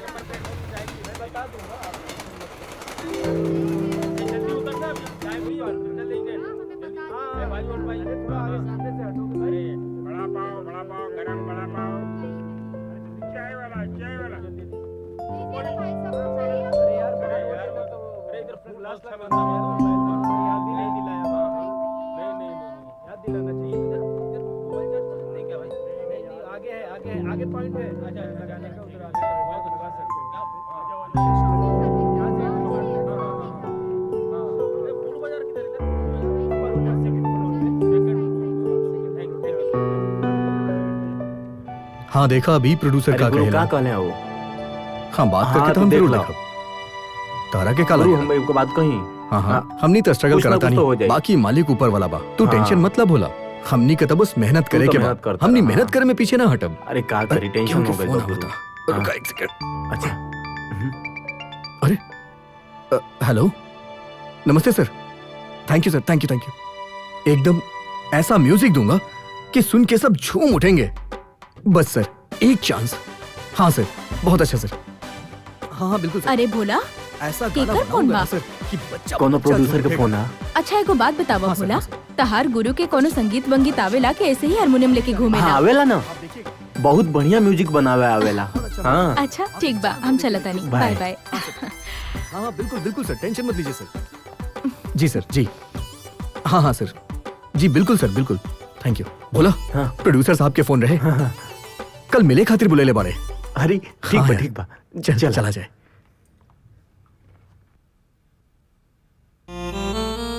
का समझेली वो लेकी अपना आपके चीख मार देब तो उड़ जाई। हम मुरली मनोहर बिहार वाला, हमार कोनो घराना बा, परंपरा बा। का बताई गुरु, हम तो कितना कहनी कि हमार गुरु कोनो तानसेन से कम नहीं खो। अरे तानसेन का मोहम्मद रफी से कम नहीं की। तू बस देखत जा, ऐसन तर्ज बनाई ना क्यों नाचत चलाई सपेरी हमरा सामने।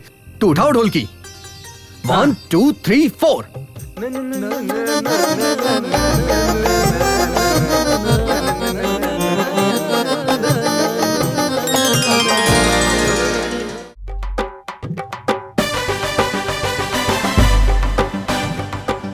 भोला, इला आपन गुरु के दे दिया और कहिया चटनी अंदर बा। खुशबू तो बहुत अच्छा बा। 50 के बाकी 100 के। जा अपन गुरु के खिलैया, पूछिया पसंद आइल कि ना। ना दीदी, यदि गुरु के भेजा फिर गल ना तो मुँहे पर मार दे तार समोसा। अरे कुछ ना होई, तू बोली हा हम उनका खातिर स्पेशल बनवले बानी। का कह रहल बाड़ू? तारा के मालूम बा हमार गुरु भूखा मर जी हैं, लेकिन केहू के आगे हाथ ना फैलाई हैं। तू तो बिल्कुल बुड़बक बाड़ा। हम्म, अरे तो ठीक बा कि केहू और से कुछ ना लेवे के चाहिए, लेकिन आपन से लेवे में का हर्ज बा? तो हर का मतलब? मतलब हम कोनो गैर थोड़े ना बनी। देखा गुरु तहार बड़ भाई जैसन बा, हाँ। तो हम तहार भाभी जैसन बानी। भाभी का मतलब? कैसन बाड़ू तू? भाभी जैसन? तो उस हिसाब से गुरु का लगे हैं तोहार? हमार कहे के मतलब ऊ। अच्छा अच्छा, तो तू ऊ लाइन से आ रहल बाड़ू। ठीक बा हम बोल दे भाभी।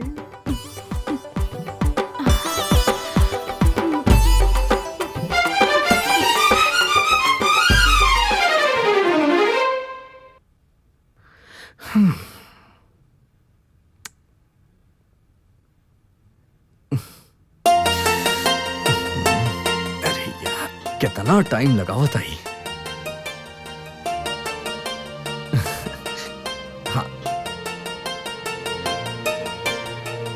इका समोसा वहाँ इडली ना रहल।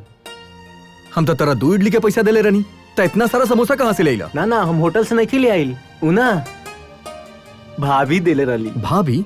कवन भाभी? उ नीचू वाली। ना गुरु ना, हम पहले कहले रहनी हमार गुरु ना मनिए।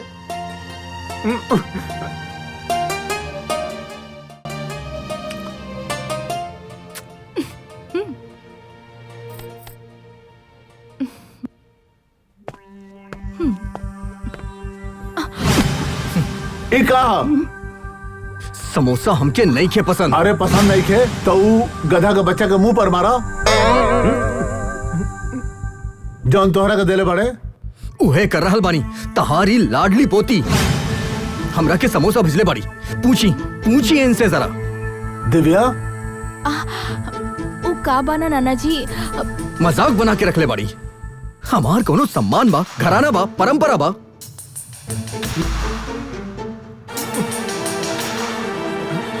हमके भिखारी समझ के भीख देवे आगिल बाड़ी। हम तहरा घरे में रहे नी, किराया देवे नी, मुफ्त में ना रहे नी। मान लेनी कि हम गरीब हैं, हमरा पास पैसा नहीं खे, मेहनत करत है, लेकिन तहरा पास भीख मांगे तो नहीं क्या आवत ना। अरे सुना ये आखिरी बार कहा तानी तहरा से और तहार पोती से भी। मुरली मनोहर बिहार वाला के कोनो सम्मान बा, घराना बा, परंपरा बा। फिर ऐसा कौनो हरकत दोबारा कैलू ना तो हम बर्दाश्त ना करब। खबरदार। चल तो तू भेजले रहलू समोसा ऊपर। ना नाना जी, ऊ भोला है ना, बेचारा के बहुत भूख लागल रहे। हम दया खा के ओके समोसा भेज देनी और ऊ जाके गुरु के पकड़ा देलस और ई बेवकूफ भड़क गई। अरे वाह, हम ओकरा के खाना देते ही और वो भड़क के जाता। 2 पैसा जेब में नहीं खे और बात तो ऐसे करत आई जैसे महाराजा के बिहार के। ठीक बा, हम ओकर दिमाग अभी ठिकाने लगा देते ही। ओकर पेटिया ढोलकी के डबरा बना देते, टांग तोड़ के ओकर। नाना जी जाए दी नाना जी, ऊ तो आधा पागल बा, ओकरा तो कुछ समझ ही नहीं खे। ओके समझा के कोनो फायदा नहीं खे, छोड़ दी जाए दी। ए तू खाना। चलो ई धुन बजावा। बोल। कौना माटी से तोके बनौले बाड़े हो भगवान, कौना माटी से तोके बनौले बाड़े हो भगवान, सुनर लागे सुनर लागे। कौना झिंगुर जैसन गाना बनावा ताड़ा, ऐसन गाना बनावा। लगाताया का सवाल धरती पे उतरल बातें होई जान हमार ले ले ही जान, ए हमार ले ले ही जान। हाय हाय हाय चपकौआ समान हम ले ले ही जान, हाय हाय हाय चपकौआ समान।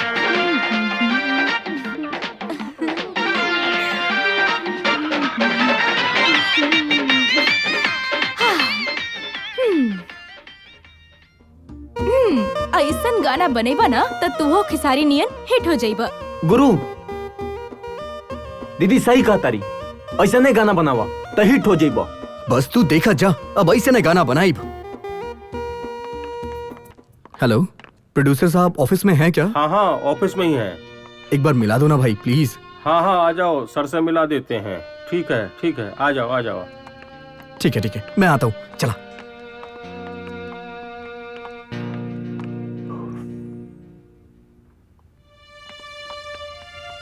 नमस्ते सर। आओ बैठो। सर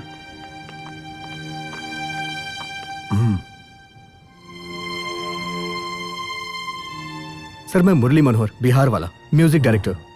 मैं आपकी फिल्म में म्यूजिक देना चाहता हूँ। पहले कहीं म्यूजिक दिया है? नहीं सर। पहली बार देना चाहते हो? हाँ सर। सुनाओ फिर। 24 कैरेट सोना तू ही तो बाड़ू हमरे सोना, 24 कैरेट सोना तू ही तो बाड़ू हमर सोना। ठीक है ऐसा करो, मैं इनको फिर कभी बुलाता हूँ, जरा फ्री रहूंगा तो फिर इनको बुला लेना। ठीक है, जाओ। थैंक यू सर। देख ला गुरु, अपन मान सम्मान परंपरा के फल का मिलल इठेंगा। अरे वो प्रोड्यूसर के वो दिन बात मान ले रहा था, तभी भरपेट खाना खाई जाई, आइसक्रीम खाई जाई, लेकिन तू का कहिला? अरे तू तो सबके खोखा उड़ा देला। कहे के मतलब ई बा, छलकत जवनिया के धुन ओकरा चाही तो ओके दे दा, बीच में काहे अपन ट्यून धुकावता रहो। हम केहू और के तर्ज काहे बेचब? अरे गुरु कहे के मतलब ई बा, हम सब लोग एक ही धंधा के लोग बानी। ई बताओ, धंधा में लेन देन इतना चलेला, अगर दुकानदार तोहरा के बर्फी की जगह कचौड़ी दी तो तू का करबा? ले लेबा। हमके मीठा और नमकीन के फर्क नहीं क्या मालूम का? वो कचौरी उठा के वो दुकानदार के मुंह पे मार दे। तो समझो प्रोड्यूसर तेरा मुंह पर समोसा मार देला। देखा बोला, हम केहू के तर्ज ना चुराई। फिर हमनी के बात ना बनी। देखा तू ज्यादा ना बोला, तू कुंडी खड़कावा ना गुरु ना, उस उतल नागिन के नइखे जगाए के बा, उ डस खाई। हम काहे डराई? मुट्ठी भर किराया देता नहीं, सीना ठोक के कुंडी खड़काई।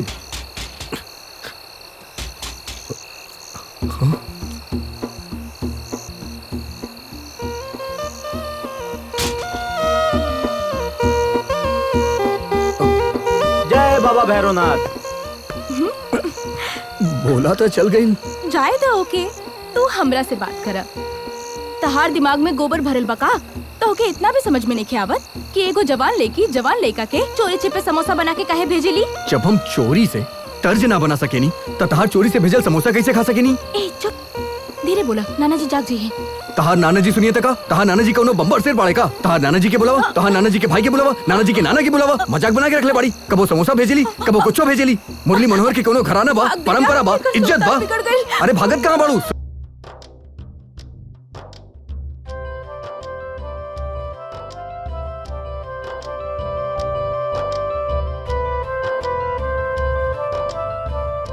बोला तनी पानी लेके आओ। ठीक बा गुरु, हम लाओ तनी।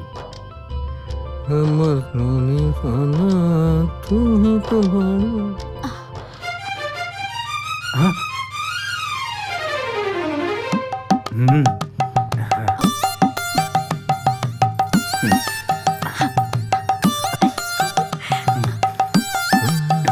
24 कैरेट सोना।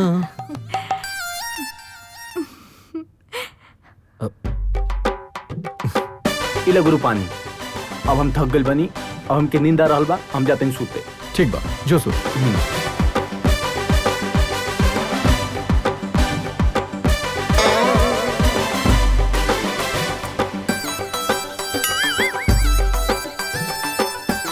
चौबीस कैरेट सोना तू ही तबाड़ू हमरे सोना। 10 मिनट तो हो गई।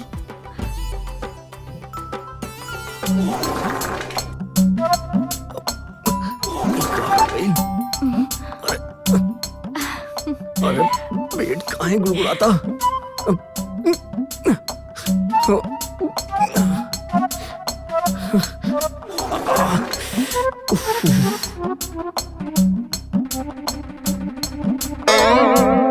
अब आई मजा गुरु।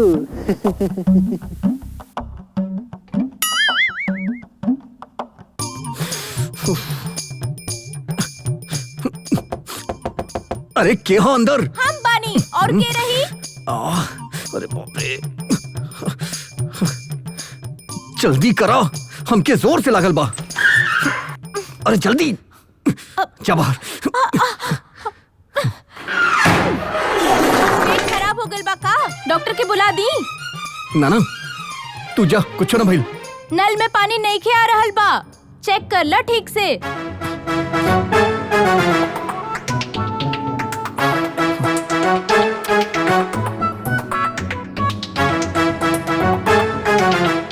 हे भगवान, अब एकरा में पानी भी नहीं खे, अब क्या करी? टेंशन मत ला, हम ला के देता नहीं।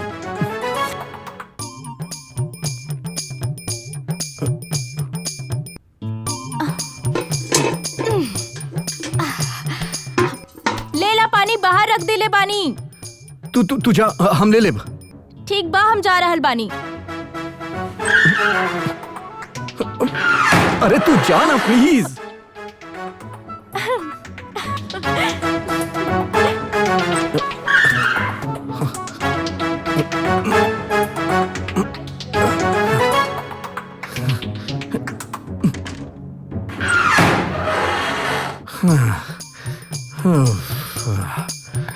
हे भगवान। चलो हटा, हमके जाए दो। थैंक यू ना बोलबो। थैंक यू, अब जाए दो। ऐसे ना, हमार आँख में देख के बोला। देखा, हट जा, ना तो नाना जी के बुला दे।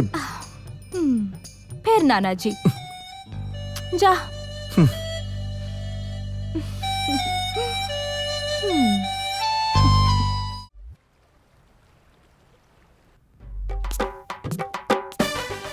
का भल दीदी? बकवास, मूर्ख, कचरा बाऊ। एकदम सही बोललू। हम कब से तार कोशिश देख रहल बानी। अरे काश हमरो कोनो लड़की से प्यार हुई तो हम ओके जुहू घुमा देल रहती, अच्छा होटल में खाना खिला देल रहती, और तो छोड़ा ओके सिनेमा दिखा के मामला फिट कर देल रहती। बदमाश, शर्म नहीं आवत हमरा से ऐसन बात करे में? ये बात तू ही छेड़लू तो हम का करी? का करी? ऐसन हाल में एगो तू ही तो सहारा बाड़ा, जेकरा के हम अपन दिल के हाल बता सकी। तू एगो काम करबा भोला। हाँ? अपन गुरु से ना हमार दिल के बात बता देम। ई कौन बड़ काम बा?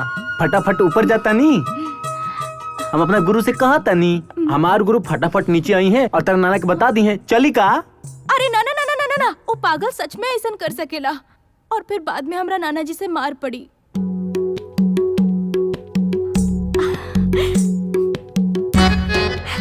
अच्छा आइडिया बा।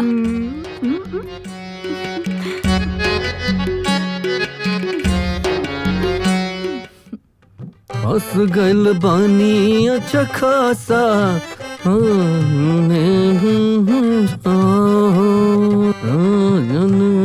और अरे बाप रे, ई का तू दूर से बात ना कर सके लुका। अरे डेरात का है बाड़ा, काट ना खाए हम तहरा के। हम कहे ड्राइव, तहार नाना जी की किराया हम पहले ही दे चुकल बानी। ओहो, हम किराया मांगे नहीं खे आइल बानी। हम तो यही पूछे के चाहतानी कि अगर तहरा के कोनो गाना लिख के दिहल जाए तो तू ओकर धुन बना सकेला कि ना। फिर वह बात देखला बोला, ई लड़की हमरा के चैलेंज करतिया मुरली मनोहर बिहार वाला के। अरे का गुरु, तू हमेशा फोकट के लड़े बैठ जाला, पहले सुने के चाहिए ना कौन गाना के धुन बनाए के बा। अच्छा हाँ तब बताओ कौन गाना बा जेकर धुन बनावे के बा।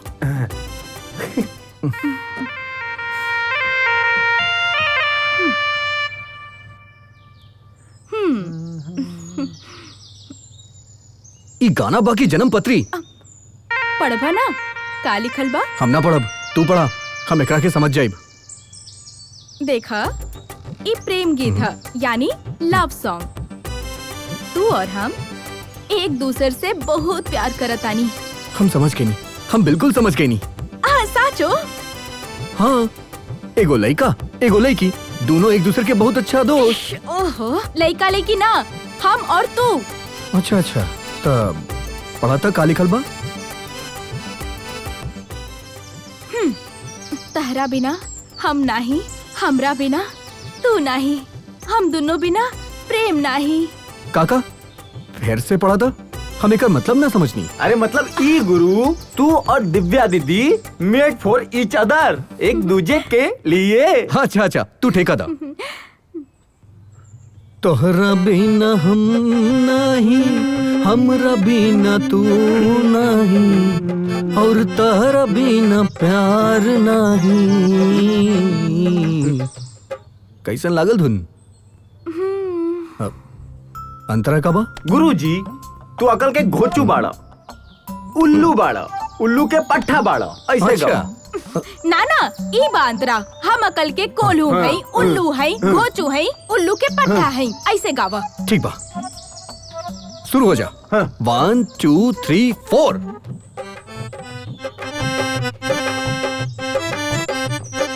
हम अकल के कोल्हू हैं, उल्लू हैं, घोचू हैं, उल्लू के पट्टा हैं, बल्ले बल्ले। तो नहीं ऐसे कहा हमरा क्या देख रहा बाड़ा।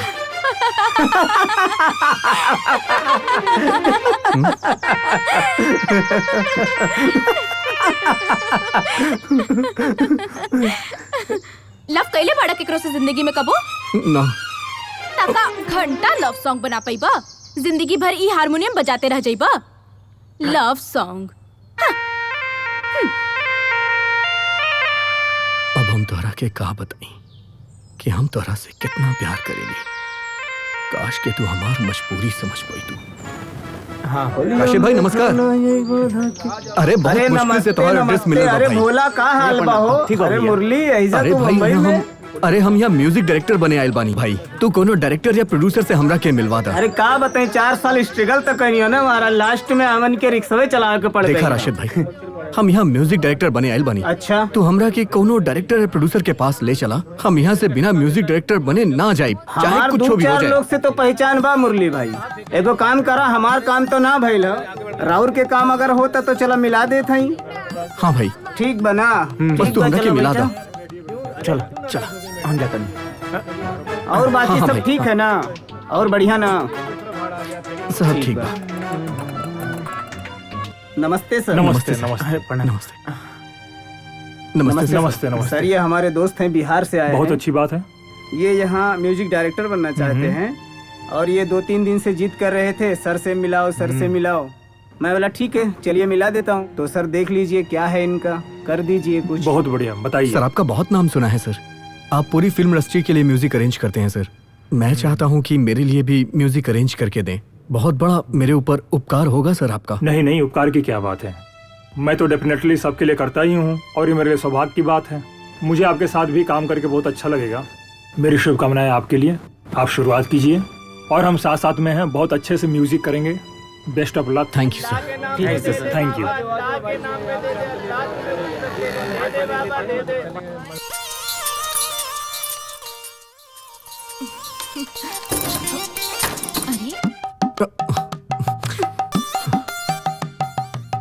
तू गे तो नहीं खे बाड़ा ना तो तहरा के डॉक्टर से दिखावे के पड़ी। डॉक्टर काहे खातिर? अरे लल्लू एगो जवान लेके तहरा के लाइन देताड़ी और तहरा कुछ समझ में नहीं आवत। कहा समझी? अरे तो के हमरा के प्यार करे के मन नहीं के करत? का करे के? रुको हम करके बताई। ना दिव्या। अरे प्यार करे के हक सिर्फ अमीरन के बा, हम गरीबन के नाही। काहे ना? अरे तनी हमरा के प्यार करे दा। छोड़ दो हमरा के, ना तो नाना जी के बुला दे। नाना जी।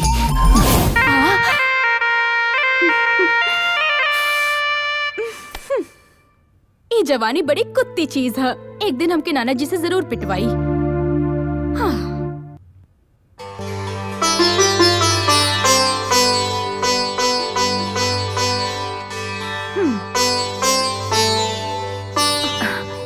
इला नाश्ता कर ला। ना माई आज नाश्ता ना कर पाई, देर हो गई बा। आज ऑफिस में सबके जल्दी बुलवले बा, हम उहे नाश्ता कर लेब। कितना देर लागी? 2 मिनट तो लागी। खा ले तो कितना अरे अच्छा ना हो। माई हम ऑफिस में खा लेब, जाता नहीं। Bye by.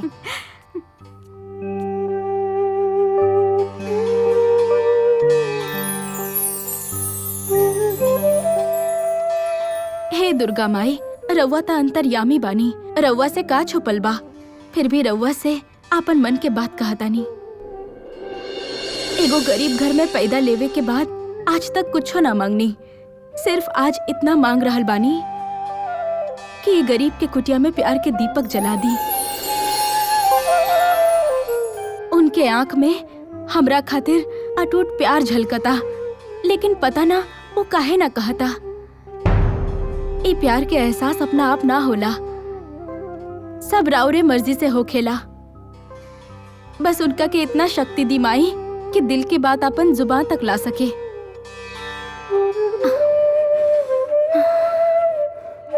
जय दुर्गा माई।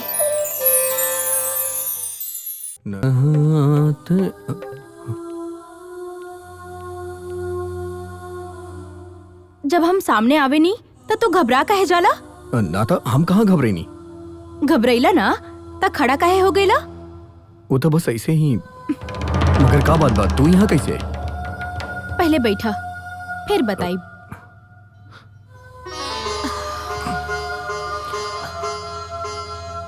तहार प्रॉब्लम का बा, बतावा हमके।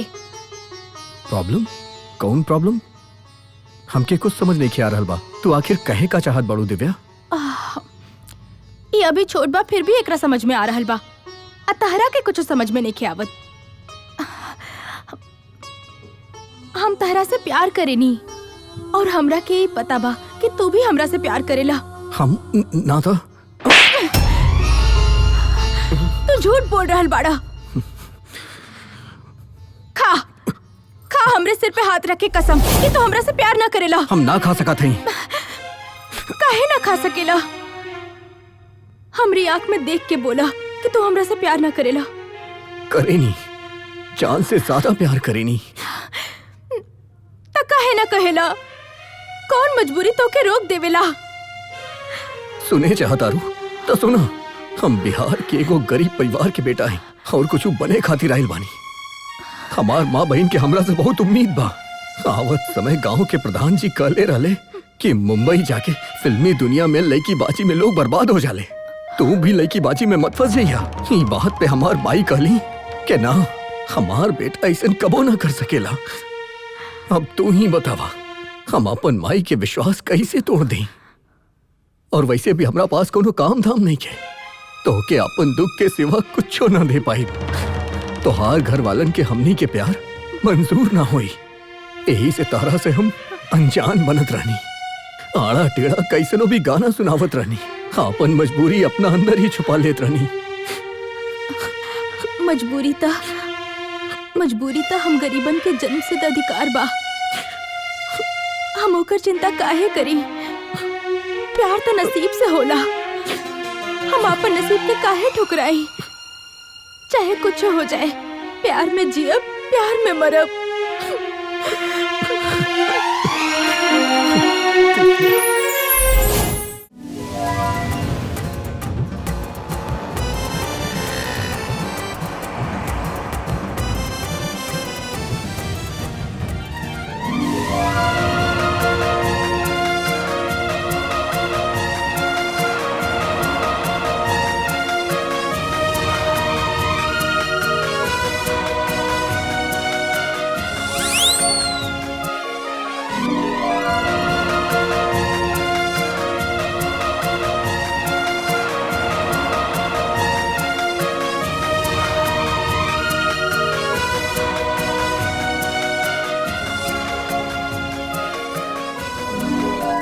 हाय देखा महादेव भाई, लड़का एकदम राजकुमार बा। अच्छा देखी बुझाइल बहुत बड़ा डॉक्टर बा।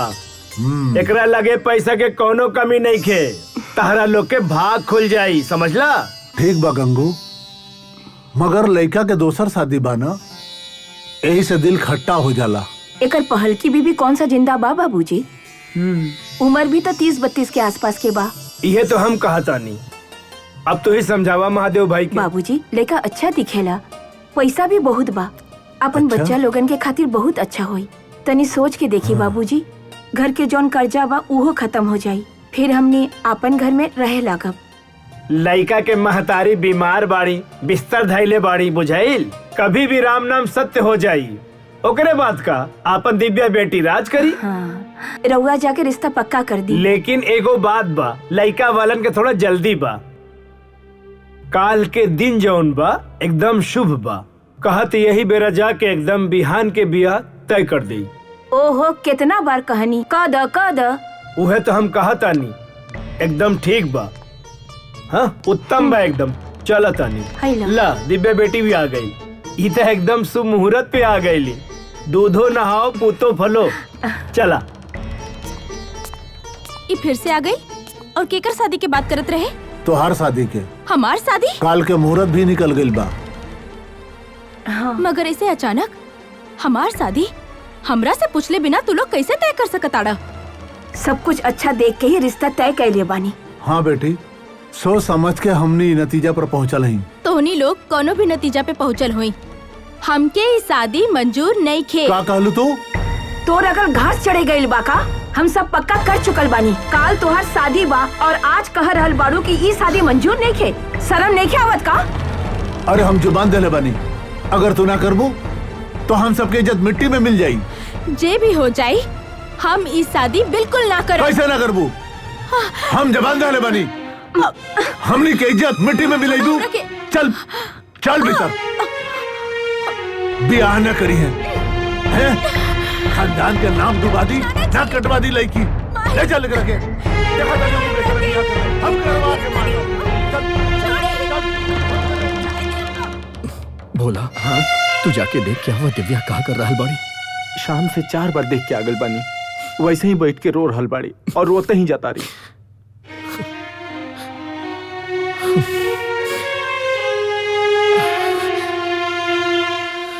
हम बाहर गेट पे इंतजार करता नहीं, तू जाके दिव्या के लेके आ जा। ठीक बा गुरु, हम लेके आओ तनी।